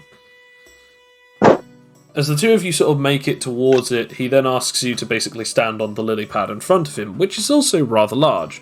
As the two of you get on it, it is sort of like a bit bouncy-ish, but you do eventually both get on there. As the balancing is a little awkward, but you still eventually get on. He still has his arms crossed, waiting for the two of you. Right, so we're on lily pads. What do we do now? That's easy. These waters have different effects, multiple of them throughout this entire place. This individual location has many different properties. I brought you here because this is one of the training locations that I use, but I try to keep it into a no-fly zone, so I was able to steal a special type of pocket-dimensional energy subtractor, whatever that is. Either way... You just always rob work, or...? Oh, excuse me, it was a present from one of my students who stole it. That sounds like the biggest excuse I've ever heard. It's not technically stealing unless if I stole it. That's not how it works at all. I'm not the smartest person here. You then just hear his hand slam into his fist with a huge boom. I'm sorry, who's telling who what rules are what? Fine, alright. Good. Now, Still stealing though. Regardless of that, this actual device allows me to send myself to this location without the rest of the Collidia policing know about our location. As long as I use the device and only the device to get here and back, there is no problem. Now, I take my students here every now and again whenever they need a good refresh, but as I said, the water has certain properties that you don't want to mess around with. They do have replenishing properties, but they also have others. It's rather issues. I'm actually surprised that neither of you have been under the effects of it yet. Both of your wills must be incredibly strong. Not to be more rude, can you just tell us instead of being vague? All in good time. Besides, you're going to need it for later. What I would like the both of you to do is sit down, and I would like you to begin meditating. What? I'm assuming this is the easy part. Yes. I don't even get comfortable on this thing. As the two of you sort of sit down and begin to attempt to meditate, it does become a bit like weird because you're sort of bouncing up and down, sort of like as if you're on like a waterbed. Eventually the two of you begin sort of like settling down, and I want the both of you to roll me either willpower or willpower path of the mind. I guess I'll do mind. Yeah, well, no point in giving myself a disadvantage. Oh, 2 berries. It's still a good 2 berries. Okay. Fletcher, you are doing much better at this than Anarche is. Anarche, you're sort of feeling like as if this is a waste of time, but you're still trying to do it, still keep calm and relax. And it is quite nice. Punched otherwise. Because it is actually, despite all of the threat around you, it is actually quite nice because the warmth of that water still hasn't fully left your body yet. It's humid here, but it's not too humid. And the waterfall is a nice, consistent white noise that just keeps you relatively calm. Also, your uncle isn't shouting at you or screaming at you, so therefore it also allows you to keep relatively quite calm. Fletcher, it almost feels like as if you've been basically, like, lifted away into heaven. You feel a great level of weight lift out of you, as you now feel so free and so relaxed. As you're both doing this, you then hear his voice as he says, "Now, what I'm going to ask you to do is bring yourself back to those tragic days, the ones that create so much anguish for you. As you think of these words, look into your past, whether it be 2 years ago, 10 years ago, 20 years ago. I want you to both feel what you felt that day." As you do, Fletcher, you feel this sense of frustration and anguish and you needing to feel removed. As you do so, you hear the door close behind you as you are outside, as this is 20 years ago.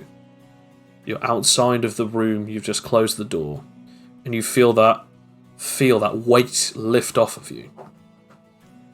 As you walk away from the main room of the house and you leave the house itself, you sort of take a breather and you just think about everything that's sort of going on.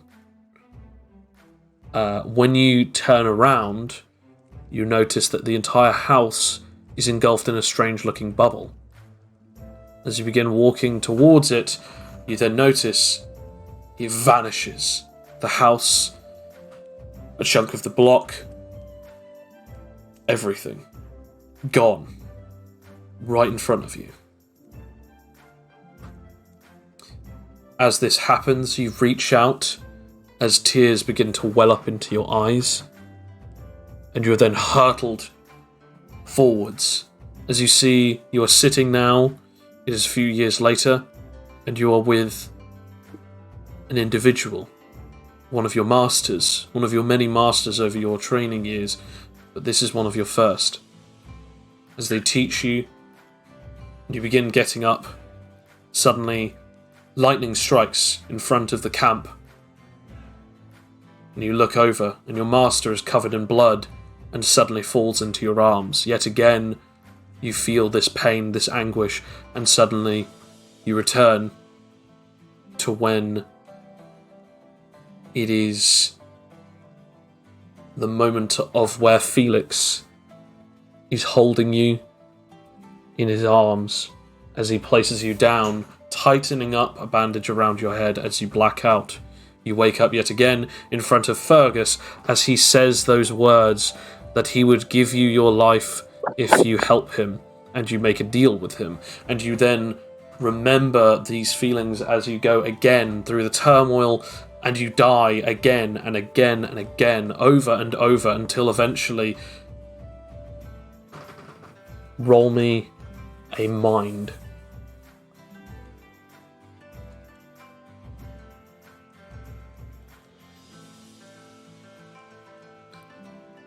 You feel that warmth yet again, and you are able to keep hold of everything, but you still feel that pain. As he then, as you're sort of hurtling through the black void, you then hear yet again the same words. Feel your anguish of the moment you first felt it. And you then repeat the process again. You're standing outside of the door, you walk away, you turn around, it's inside of a bubble, vanish, next, master dead, another master dead, death appears throughout all of this time, you die again and again and again and again. Repeat over again. You're outside of the door. You walk away. You look back. It's cased inside of a bubble. It vanishes from existence. You keep running again and again and again. This process keeps returning again and again. And no matter what, this keeps happening and repeating itself. There's nothing that you can do to escape. Meanwhile, with Anarche, you hear these words ushered. To the moment you feel turmoil. You're standing in front of your friend. You feel this horrible pit inside your stomach, as no matter what you say to him, he does not listen. He's holding hostages, and he is killing them one by one, proving how strong he is, but you know that what he's doing and what he's saying isn't necessarily wrong, but he's not morally right. He is doing something that is evil. And you must stop him. You save a family who is about to be killed by him, and the two of you fight as each fist is flung, as each hand is caught, as each attack is felt against each other. Your heart breaks a little each time until eventually he is lain bare, bloodied, and bruised in front of you. As you then turn around, you then feel him coming towards you. You turn around and hit him right in the side of the head, and he never gets back up. You're standing over him, shaking him to make sure that it's truly not as it seems, that he's not actually dead. And again, you fall into a pit of darkness. And it repeats again. You're standing in front of him. And again, he says the same words that he just said to you about how weak they are, about how strong that the two of you are, and how that you should be allowed to conquer worlds because it is exactly your right as Omegans. And yet again, the fight continues and repeats itself exactly how it was, blow by blow, every time you try and turn around, and you just think, I won't hit him in the face, I won't hit him in the temple this time, but you hit him again, right in the exact location in the head, and he goes down, never to get back up again. And it repeats again and again. Roll me mind.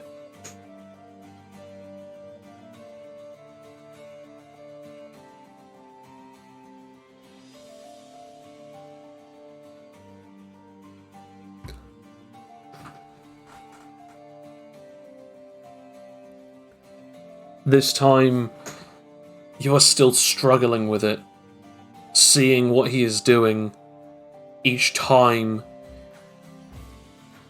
You can't take it anymore. You try your hardest to stop it. And as you do, roll me spirit.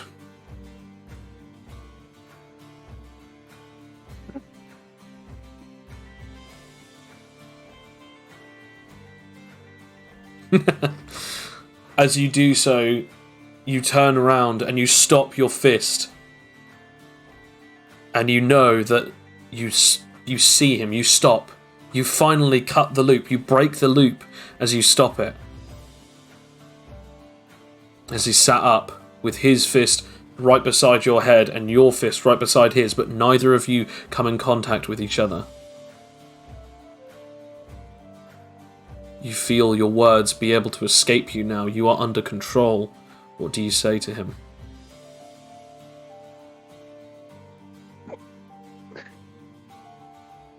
I'm sorry.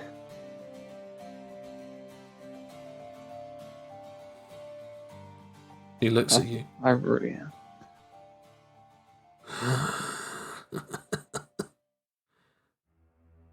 No. No, you're not. You killed me because you were trying to survive. You're not sorry. You're just sorry you're the one who got to live.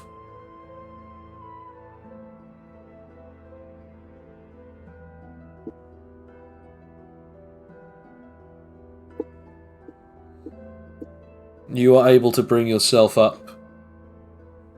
And as that happens, you then just feel like this immediate, weird, straight immediate slap in your face, and suddenly you awaken. What did I tell you, boy? You must control your emotions. Arcade's just sitting there in like a cold sweat, basically. Yeah. It's like out of breath, can't really control it. You know, almost having a mini panic attack, essentially.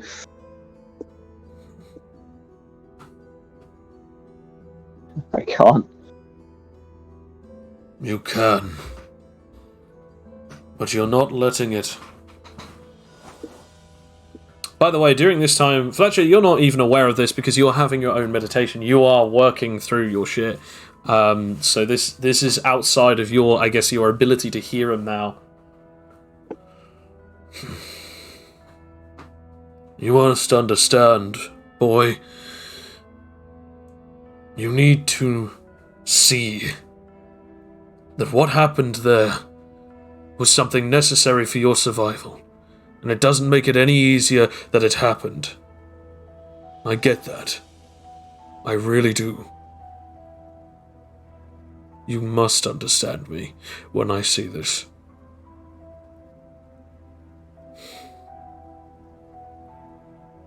I know that it feels like there's nothing. There's no point to it all because it's already happening everywhere else. It's infinitely happening.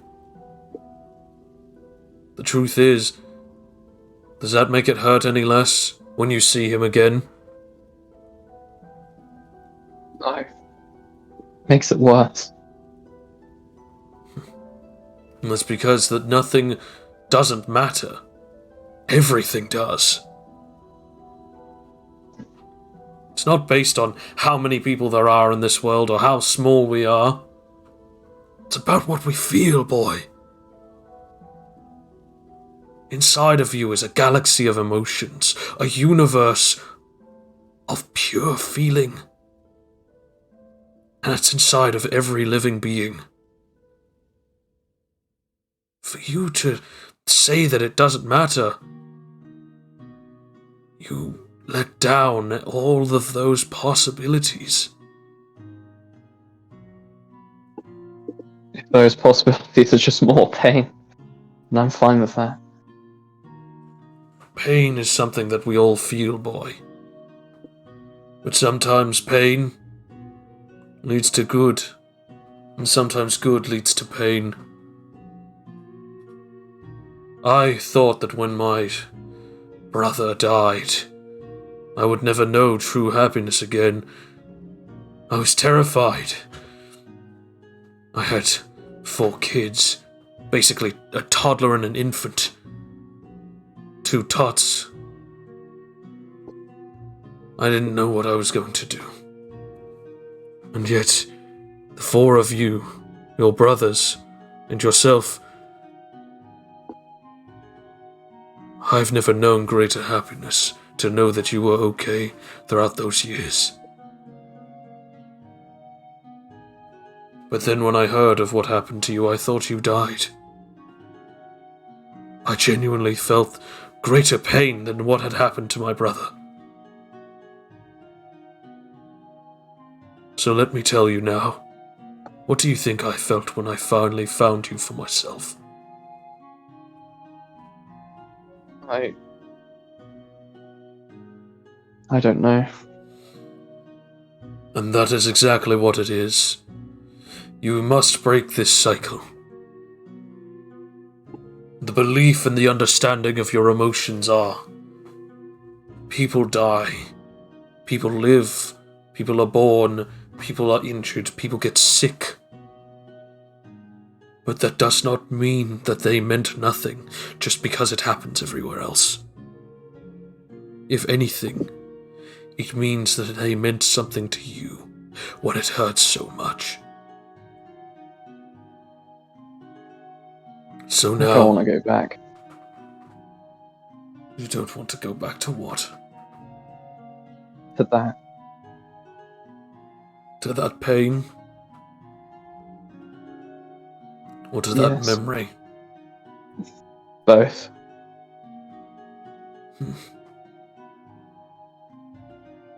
I'm afraid that there's nothing else that I can do for you. As much as it hurts me to see you in this much pain, you must understand something. That your emotions must be lived. You must mourn your friend, and you must carry that burden, not as guilt, but as a piece to remember for the futures to come. Your wisdom will grow when you realize exactly what it is that you mean to this world and what those people that you mean to. One day your brothers will still feel the same way as you, and they have unlocked an understanding of something similar, but they've never seen what you've seen, not even close. But what I understand is that you can.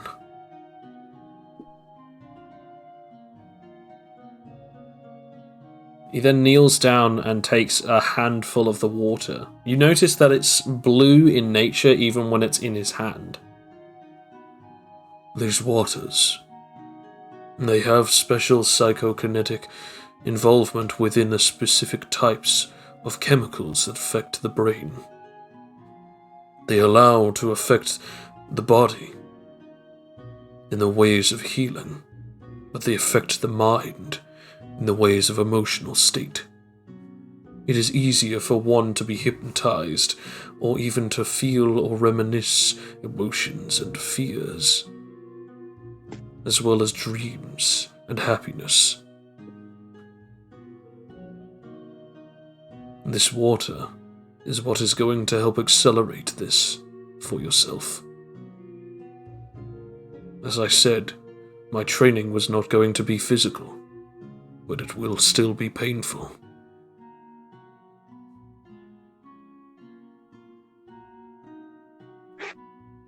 I would like to see if I can roll. I don't know what this would be. Essentially, I want to see if I can do like a roll to essentially try and calm himself down. Okay. I'd say mind at this point, or Okay. nerve, actually. Nerve or mind, it's up to you. I'll do mind. Okay.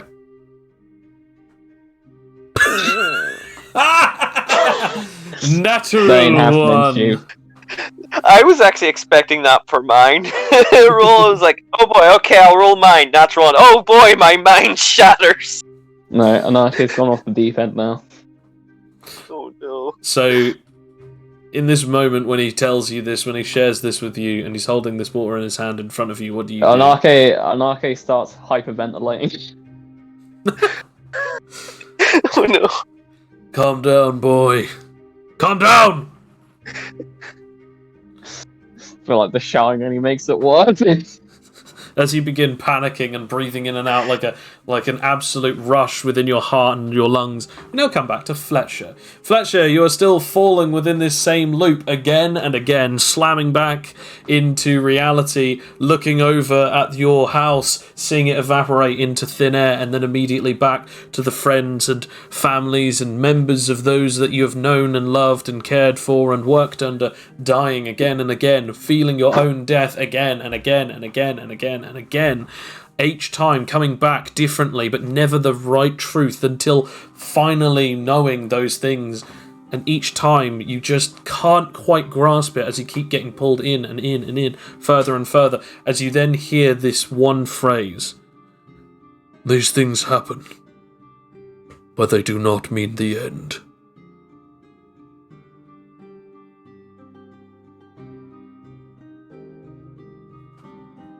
Whilst this keeps repeating, what would you like to roll?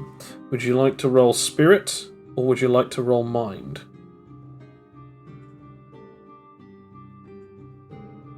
I think spirit would probably be the best rule. I mean, they're both the same, but it's up to you. I know, but in the terms of like what they mean, spirit of resolve rather than, just pure power. Technically, spirit is the more power-based one, whereas the resolve would be more mind.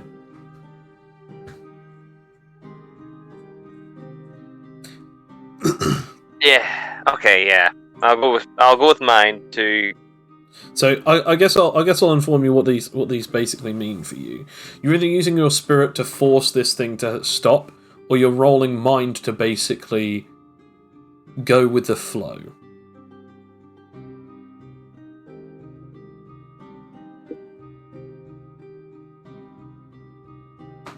I mean, it's swirled around Fletcher's head like this before, but best to see it till the end.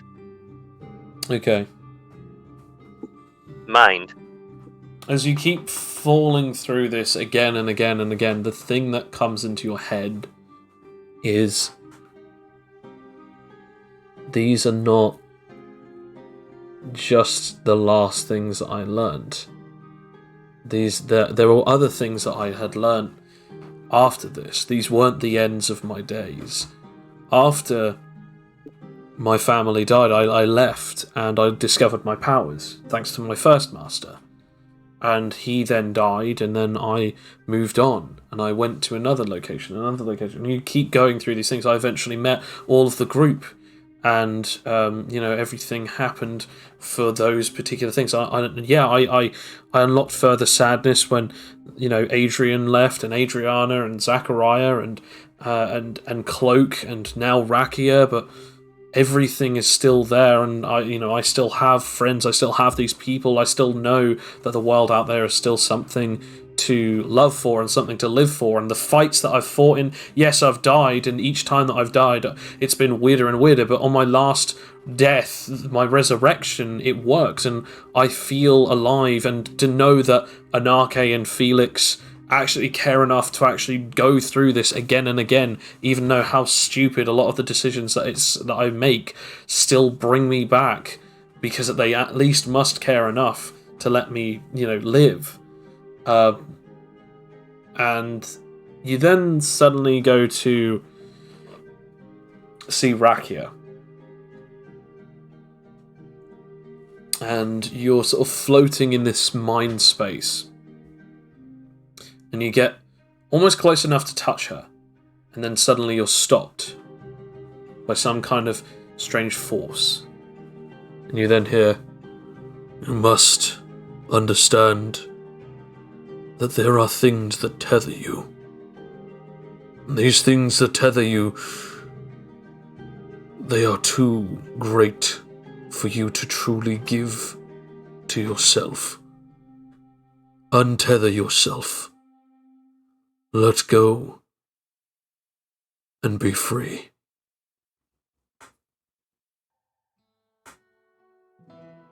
Freedom.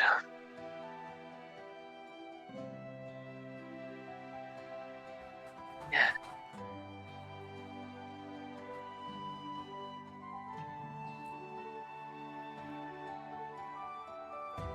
So what do you say or do?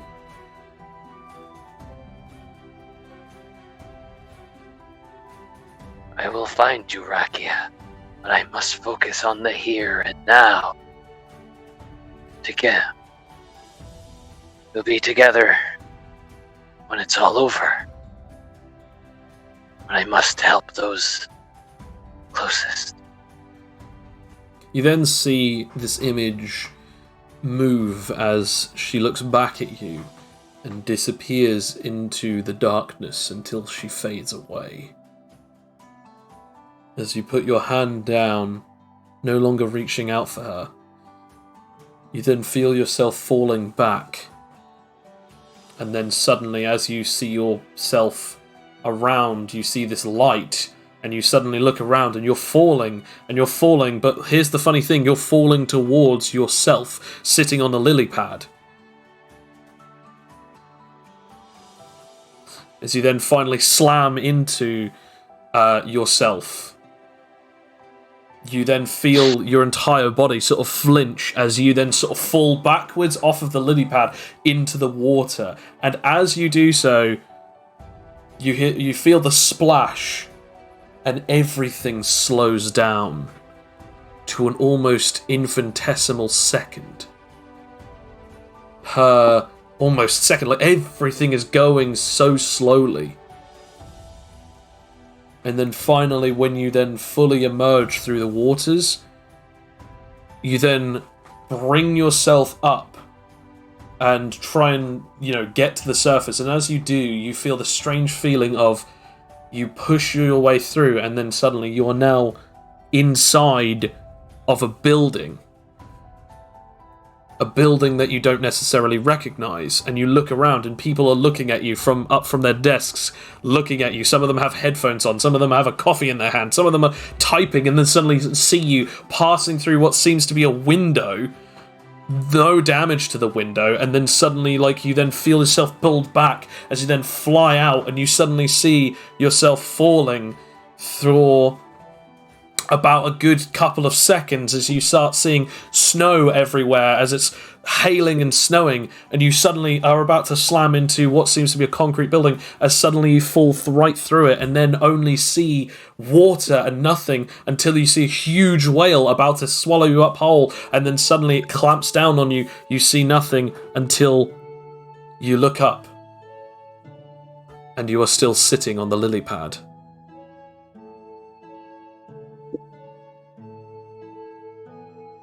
You are awakened. Meanwhile, Anarche, still having his panic attack. Calm down, boy. This is not what you are supposed to be doing. Should I roll con? What should I I'm going to say, roll con. I guess con or endurance, I guess. Well, I'll let you know. They're the same thing. You are now hyperventilating to the point of which is actually a detriment to your health. So just go, stop it, start shaking you, stop it! His head is just ragdolling. He's, damn it, boy! You'll thank me later! As he grabs you by the leg and then just frickin' hammer throws you into the water as you plunge deeply into it. I just let myself stink. There's no resistance on my part. As you do so, you take one big breath as you fall deeper and deeper into this water. And I want to point out, you now see this, Fletcher. Dive in? Yeah, dive in. I wouldn't do that if I were you.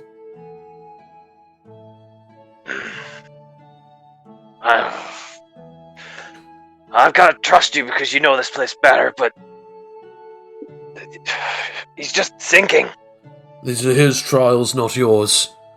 And by the looks of you, I'd say you're almost finished.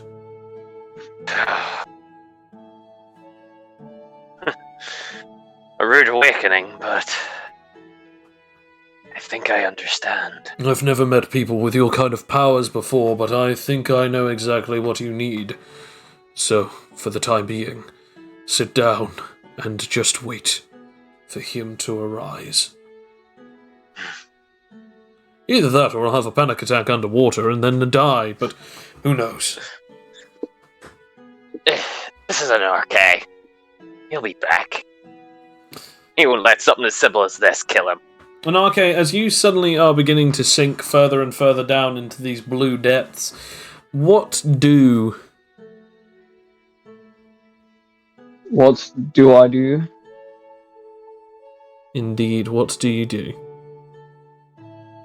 After I stop panicking, even though the pain still hurts, I close my eyes. I try to go back one more time. As you do so, roll me mind.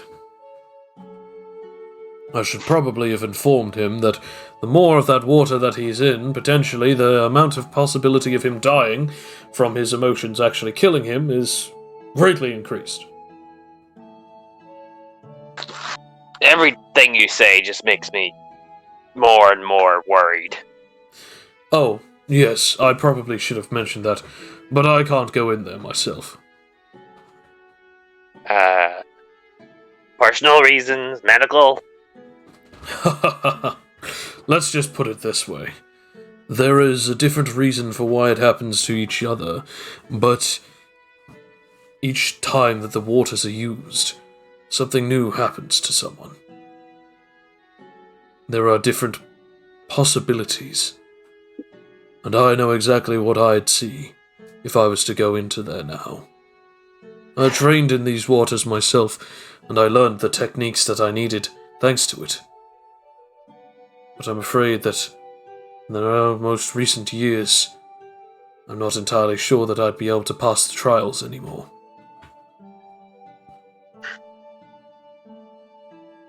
You saw all of your greatest trauma of the last however many years that you've had it, correct? Everyone. The last time that I looked into mine was 5 years ago. Now imagine, after the last 2 years of not knowing that one of my own kin that I've raised since he was an infant, believed to be dead and a traitor. You tell me if that level of uncertainty and emotional furiation would be enough for anyone to pass through. That, I can see it would be nothing less than a mental roadblock. Unsurpassable. Besides, I've gotten everything I could from this place. At this point, it would just be self-flagellation. Anarche, you go back into your mind space and you see him yet again. You agree, you disagree, you argue, you fight, you battle, you clash. As we're clashing and battling, I'd like to try something new. Not necessarily change the movement of my actions, but as I'm doing this, I wish to try to activate my Master Spirit technique. Okay. To see if I can truly understand him for once and for all. And I believe I only need a 10 on this. Okay. It's actually quite good that you got a natural 1 here, because as you slam your fists against him, it's like, I know that this would be enough to work, so why would it work? Why can't I see? Why can't I see what's inside? And you realise, no, this isn't him. It's a memory, an illusion of him. This is the emotions you felt against him, and each time you do it, all you can sense is your own anger and hatred towards yourself, that there was no other thing that you could do, as you keep slamming against him, hitting him, attacking him, blasting him with whatever you have and whatever you had, until it comes to the end of the fight yet again. You're standing above him, saying that it's over, it's too late, and you're going to take him back as you turn around, and you feel his presence as he gets back up trying to hit you one last time. As you turn around, which do you roll for, spirit or mind?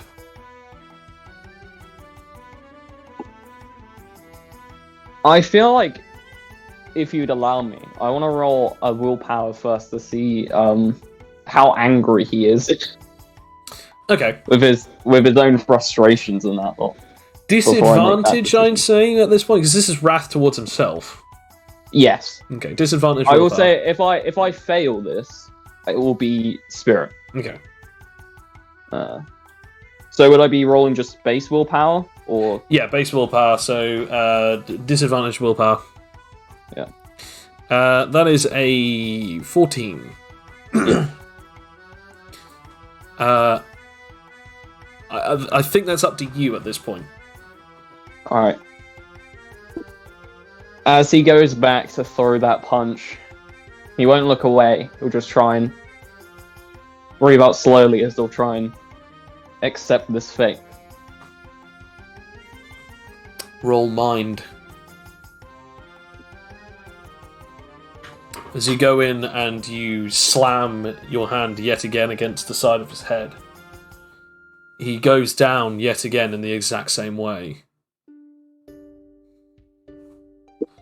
And there's a certain wash over you as you realise there was no other way for this to happen.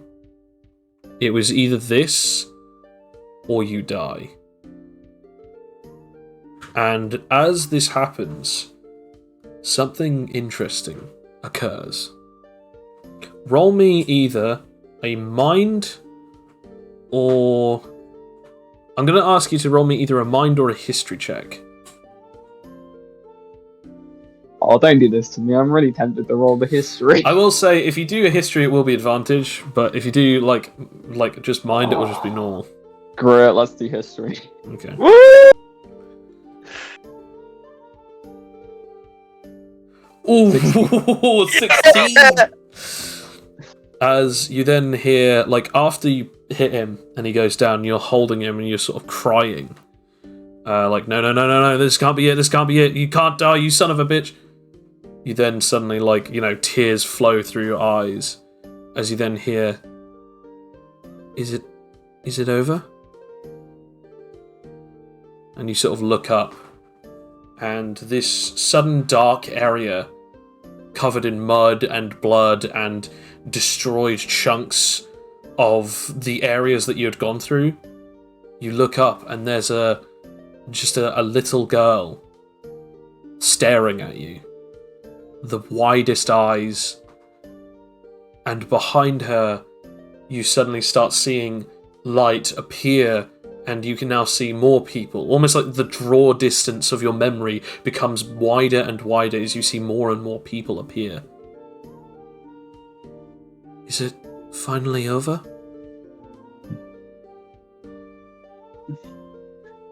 Anake tries his best to put on a smile as he goes, yes. You're all safe now. All of them then start crowding around you and starts thanking you. And I want you to roll me mind again, but this time with advantage.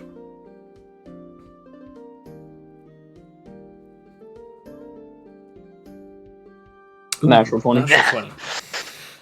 This point, your life splits in two. As you start watching them thank you and see you, that you then hear a voice, too familiar to yourself, saying, "Ah, screw off! No, I don't want to be thanked. Do you not understand what I've done? I've killed him. And it's... just go away." As one of them then just says, "But just go away!" As you then light up with this rage, as you've never seen your aura looking this aggressive, as all of these people run, terrified of you. You look at him and you barely recognize that individual. Even though that it's definitively you 2 years ago, it doesn't look it. The rage and the grief in his eyes, his aura, and by the way, you can sense his aura. It doesn't seem like the stuff that you normally have within you.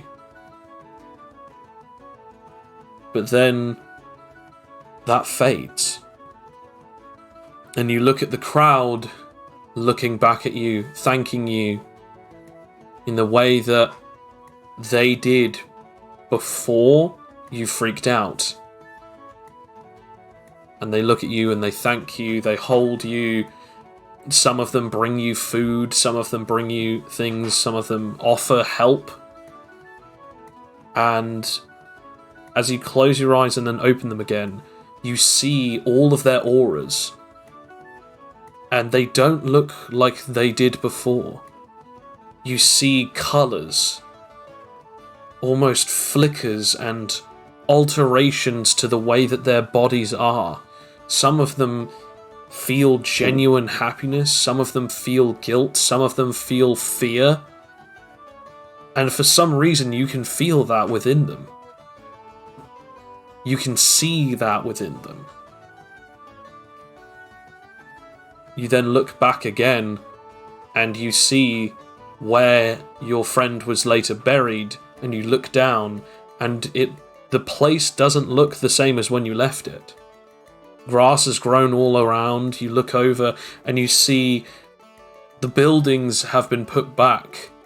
People are walking and enjoying life. And you see an aura that you recognize. It's the aura of the first little girl that said to you if everything was okay. And you see her with what you assume is a parent walking down the road, and she looks happy, and her parent looks happy. And you can feel that essence within her energy, within her very soul. You can feel those emotions, and furthermore, you feel the energies of all the people around them. Life and death, happiness, sadness, anger, jealousy. You feel all of it throughout this location, this small area of a city. Hundreds, maybe even thousands of people within your radius. That you can feel these emotions, and you can sense them, and you know what they are.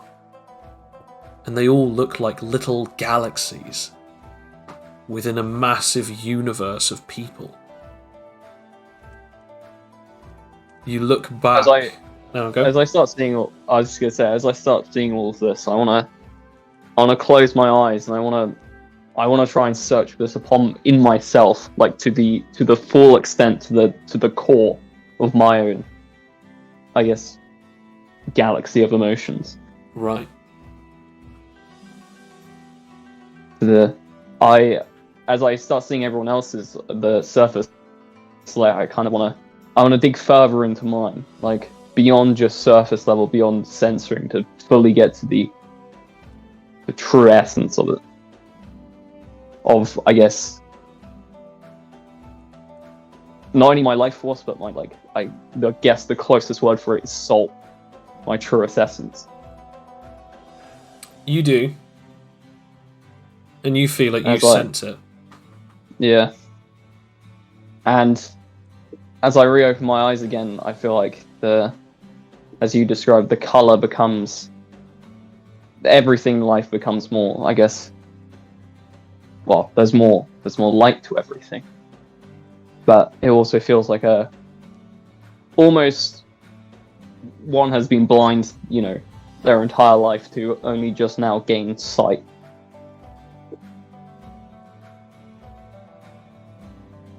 As he'll sort of just breathe out and let these, not only his feelings, but the feelings of others just sort of envelop him fully. As you do, you breathe within this almost essence, and you feel something very interesting. As you breathe in and try to intake the majorative emotional essence, you open your eyes to a feeling of a breeze hitting your face. As you're no longer in the water of this strange dimension, but you're back in that universe. You feel these emotions rush over you, and that moment of clarity of you realize it's not exactly happiness. You feel whole, and you look back to see that you're actually in this universe. You're with all these people, but you're just on the hill. You're about 5 meters away from where he was buried, and you feel this strange calmness, this sudden, as you say, no longer blindness to these emotions.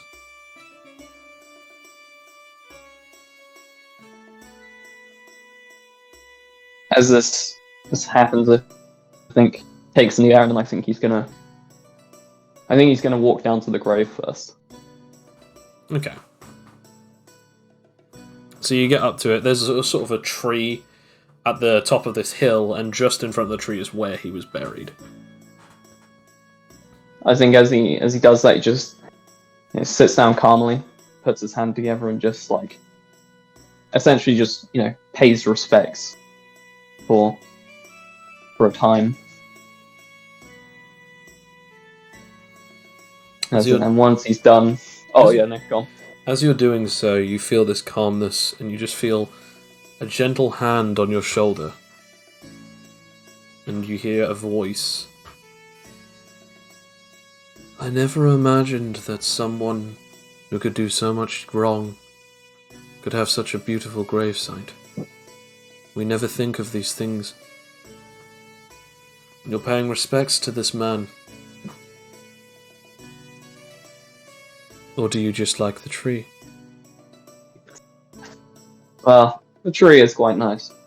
Bit like him, a bit too dense, you know. But yes, it close, I guess you could say. He brought me a lot of pain, but he's also brought me to a greater understanding of life. So, This place, do you know what this tree is? not really, no. Before this place became a city, among this hill, this was a tree of worship. It's said to have its roots all throughout this place, and it has it throughout the entirety of the city. Its tree can span throughout everything. They no longer see it as a religious icon. Instead, they see it as the first tree of their civilization. Perhaps even the last tree as well. I know not of what you're here for, but all I can say is well done.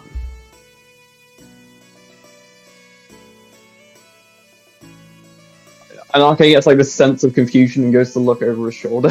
There's no one there.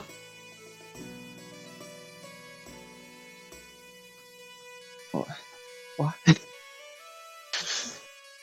Looks confused and just chuckles to himself and gets up. I think he'll look over to the village one more time. I don't think he feels like it's right for him to go in person. Not because of some vendetta or because of anything like that. It's more just, they don't need him. Okay. Life will go on just fine without him, I think. No matter what travesties happen here, whether, great things to come or bad, he's not needed here at the moment. Fair enough. So I think he'll look over to the grave one last time, and as he does that, he'll I guess leave. It's one final goodbye. How do you leave? I feel like instinctually he'll do it the same way he always has. Okay. You open up a portal, and you begin walking through it as you sort of take one last look, and then you walk through it as it closes behind you. As when you sort of go back to that lily pad, we come to just a scene beforehand where Fletcher, you're meditating on this lily pad, and Anaki's uncle just basically says to you, "Now that you have understood exactly what I'm trying to get to you, I guess it's about time that I told you something that is rather important." What is it? That ability and that technique that you've just now discovered, definitely going to help you, but you'll need one last thing to be able to synchronize it. So, I'm going to show you something. You might not like how I show you it.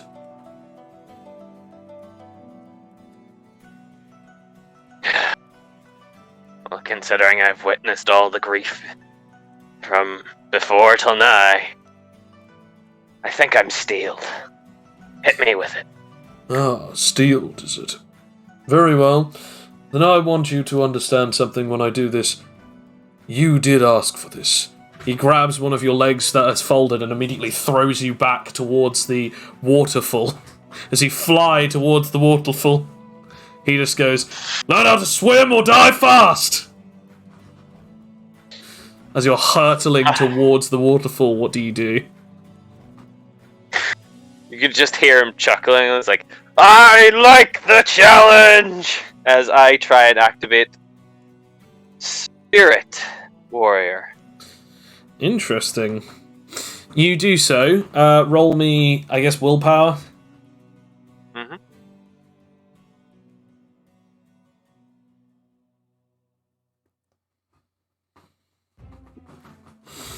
And as you do so, obviously, just as like normal, you become intangible. Wait, +7?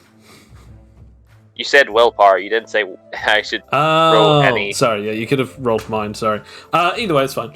As you become intangible, as well as like you activate your Spirit Warrior mode, you suddenly begin seeing, as you hit into the water from the waterfall, as you then start seeing through something really weird, as you don't see the other side of the waterfall where a rocky bed would be seen.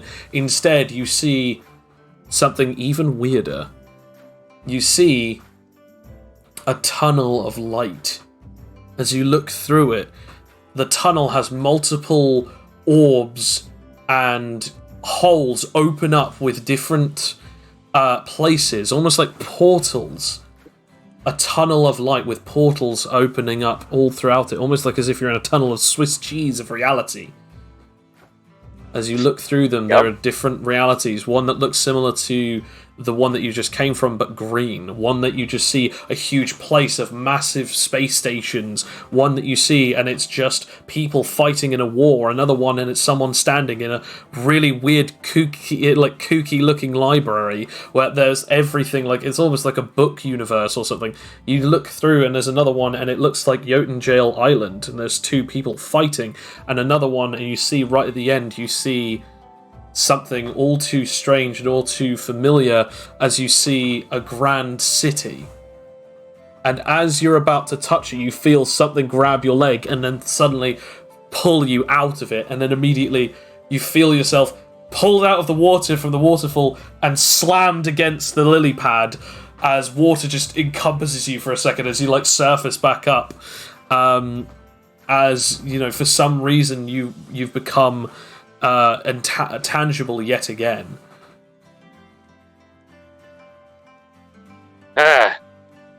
All I saw, what could be best described as Swiss cheese, the dimension.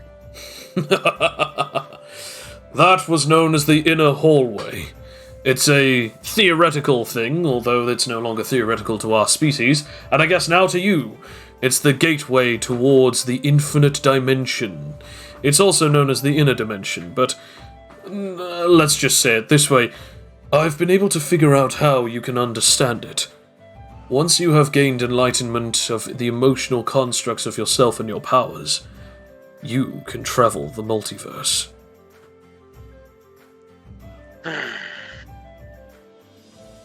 I feel like I would like to do that one day. The technique still isn't fully complete, but it's enough for me to see it. Soon you won't need the waters to be able to do so, nor will you need a continuous stream of absolute fear to do so either, or excitement, or whatever it is that you feel at the time of the activation of that power. But regardless, that is that. You're welcome for now. As suddenly behind him opens a portal, as Anarche steps through it. As suddenly you see your uncle's fist flying down towards you. How would you like to react?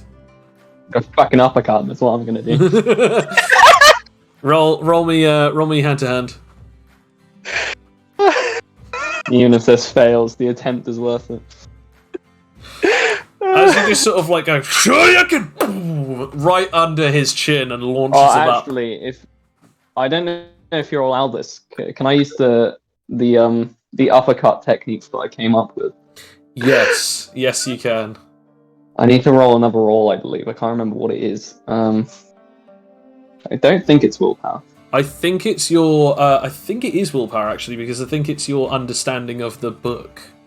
Oh yes, it is. So that needed a 15. So I believe this just needs a 10. Yeah.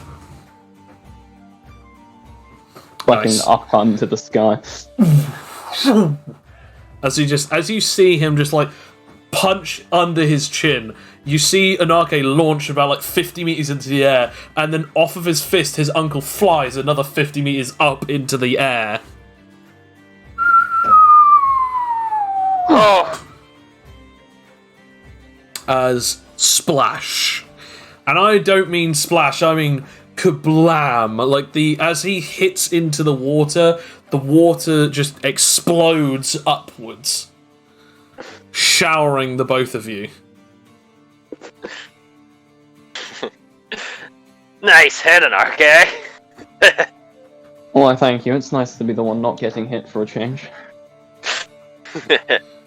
Well, if you dish it out, you have to be able to receive it. Wait, is he going to be alright in those waters? Probably not, but he's your uncle.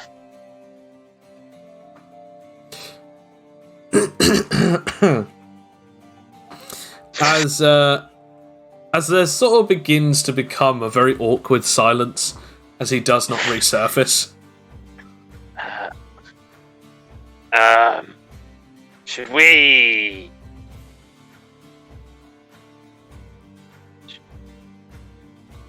Anarchy? Yeah, I'm gonna jump in. You go down and you sort of eventually grab him and sort of like bring him back up as he is like, for some reason he's unconscious as he's sort of twitching around, like barely breathing, covered seemingly in his own sweat as well as this weird water.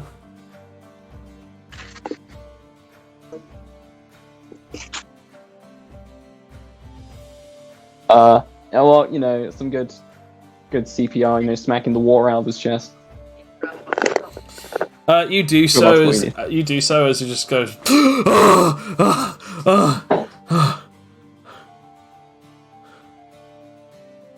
Hello there. You son of a.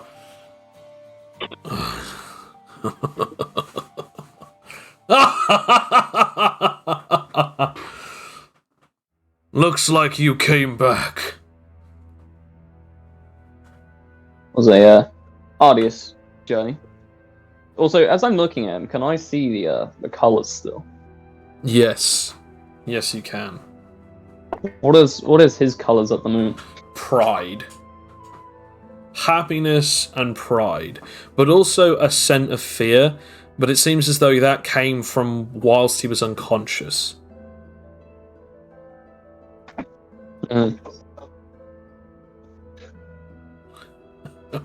So, well, I'm glad you're happy, but I guess you still have challenges to overcome, eh? Mine are long behind me, lad. As he gets back up. My issues are my own. The fears of a parent, I'm afraid. Not ones that can be easily overcome through the means of others. But yours... You've definitely come to groan as your own warrior. There is much more that I can still teach you, but I think that you're on your way. As a sentinel, you should now be aware more of life and emotion. I never thought that you would have just multiversal transported yourself all the way to that other dimension. But still... Yeah, I'm not sure how I did it either. Secret for the ages, I suppose. I don't think it's much of a secret, boy. But regardless, you've done well. Now... Well, did you have a weird guy speak to you at any point? Oh, well, I was just kind of like sitting, chilling, relaxing, you know, and then some guy started speaking to me, and then when I looked back, he just vanished. Weird. It's like he was never there to begin with. I've only heard rumors of something like that. I believe it's something about premonition. Or is it something else? You might have met with Helios.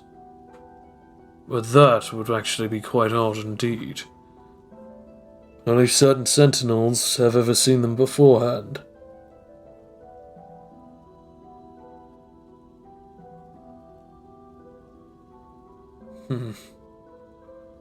Well, I mean, maybe. I didn't even think it was a real thing, though. I thought it was more of like a myth.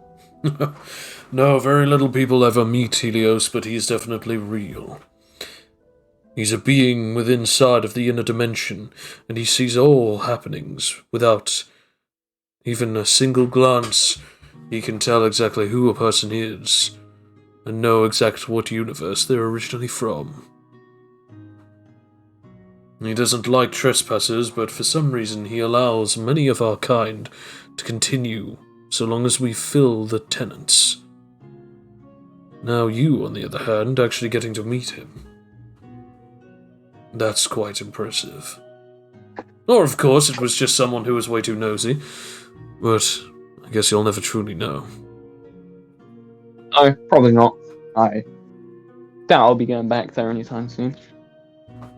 Have you finally come to realize the weight of your own lives? I mean, it's a bit difficult not to when you can see it constantly. Well, I hope that you're not thinking about doing anything foolish now with your own. Well, I mean, a bit. I mean, come on, it is me. You're still going to do that tournament, aren't you? Well, I mean, I did set it up, so. That's my boy. Now, I best get going back before that they annoy me or irritate me any further. But take this. This particular device will allow me to get back to you if you need to, or signal me to. But I'm not going to get involved in your brother's qualms with you. I assume that they're back in that world for a particular reason. That tournament being one of them. Yeah, well, they were going to beat me up anyway, and I thought I'd give myself a bit more time, so. Fair enough. Well, they didn't tell me where you were, or even tell me if you were okay, so slams his fist into his hand. I'll be giving them a beating when they next see me. Nevertheless, I should go before I start getting in any more trouble. You know how to get back? I think so, yeah. That was not a question. See you later, my boy. He then presses a button as it opens a portal to his pocket dimension as he walks away, and it closes behind him.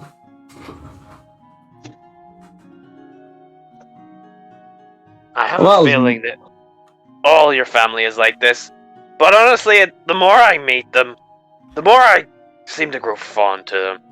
Your family just seems to have that kind of like weird charm to them. Yeah, don't ask me. I don't know how he gets away with half the stuff he does, but they just seem to part with him, really. But yeah, I kind of get what you mean. Well, it seems like you've done some growth of your own. Yeah. Feels like a lifetime of just baggage and grief that just hid itself away has finally been released. Though, still makes me wonder if I'm cursed or something. Everyone I seem to come in contact with dies or I die. Well, I'm not dead yet. Well, let's hope it's past and it's only focusing on me now. Well, I mean, it's certainly tried to kill me, but if Yokaiga can, I mean, I think you're safe. Yeah. Still, I appreciate that you still go out of your way to keep me around, even if I do keep on dying. I mean, you know, need someone to test the waters. Well, you know I'll always be the first one to volunteer. That's the attitude we want. Now, I actually have no idea how much time has passed. He didn't really tell us the effects of how long this takes. Yeah, I hope they aren't trying to stall the next match. Yeah, we might have missed that. Aw, damn, I'm pretty sure Felix was going to get involved too. Oh, well, then we'll be fine then. Well, I guess we should probably head back, but we got this nifty thing now, so... Yeah. Let's see what comes next. As you use your ability to open up the pocket dimensional portal that allows you to travel back to your own, travels back to the Jotun Jail Island, you do so and you realise it's now night time.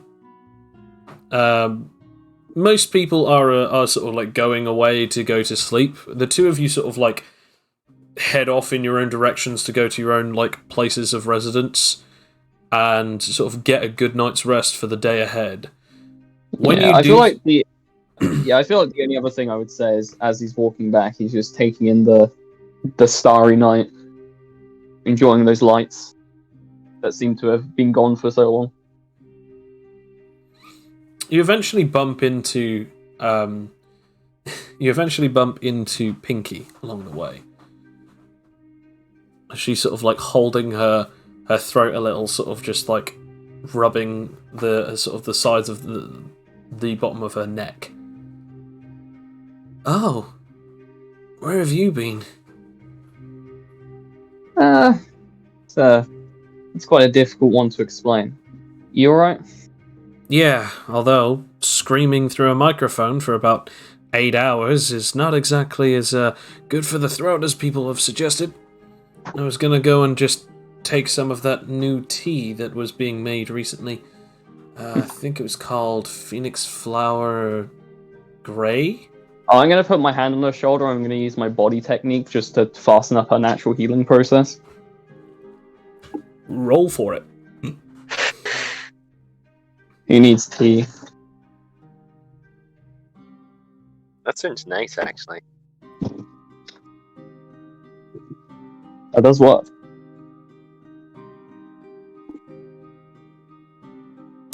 Yeah. It sort of heals her and she sort of goes, oh wow. Huh. Thank you.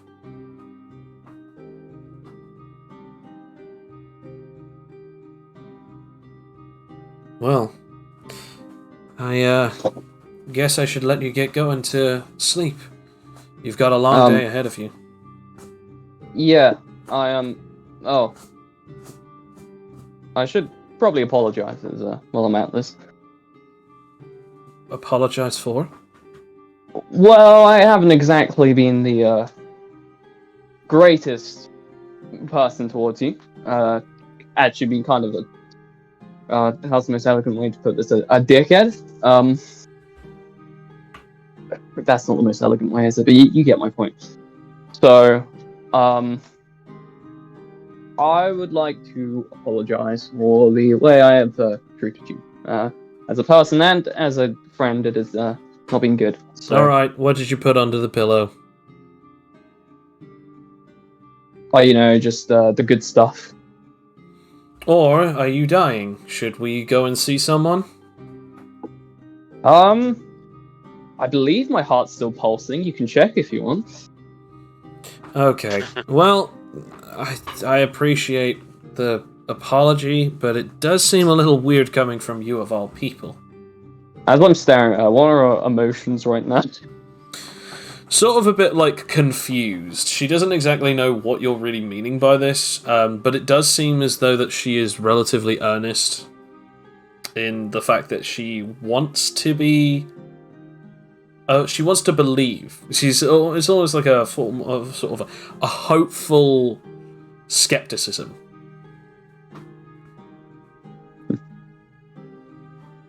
It's alright to believe, you know.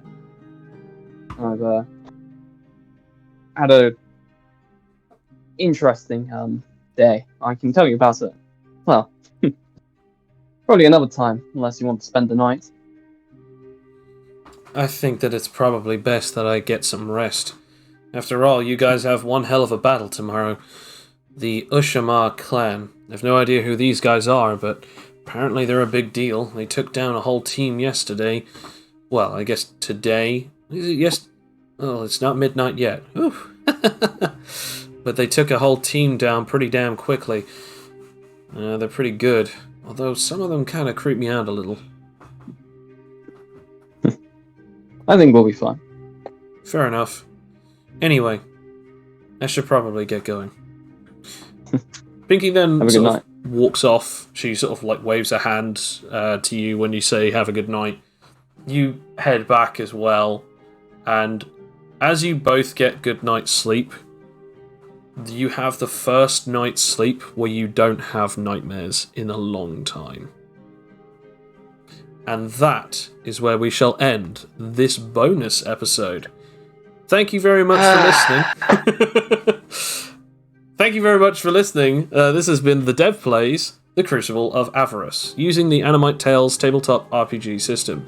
Thank you very much, and have a wonderful night. As always, ciao ciao for now. Even my character gets a better night's sleep than I do. Yeah, I think was it two berries in total. Two berries. Yep. Bye! Two berries.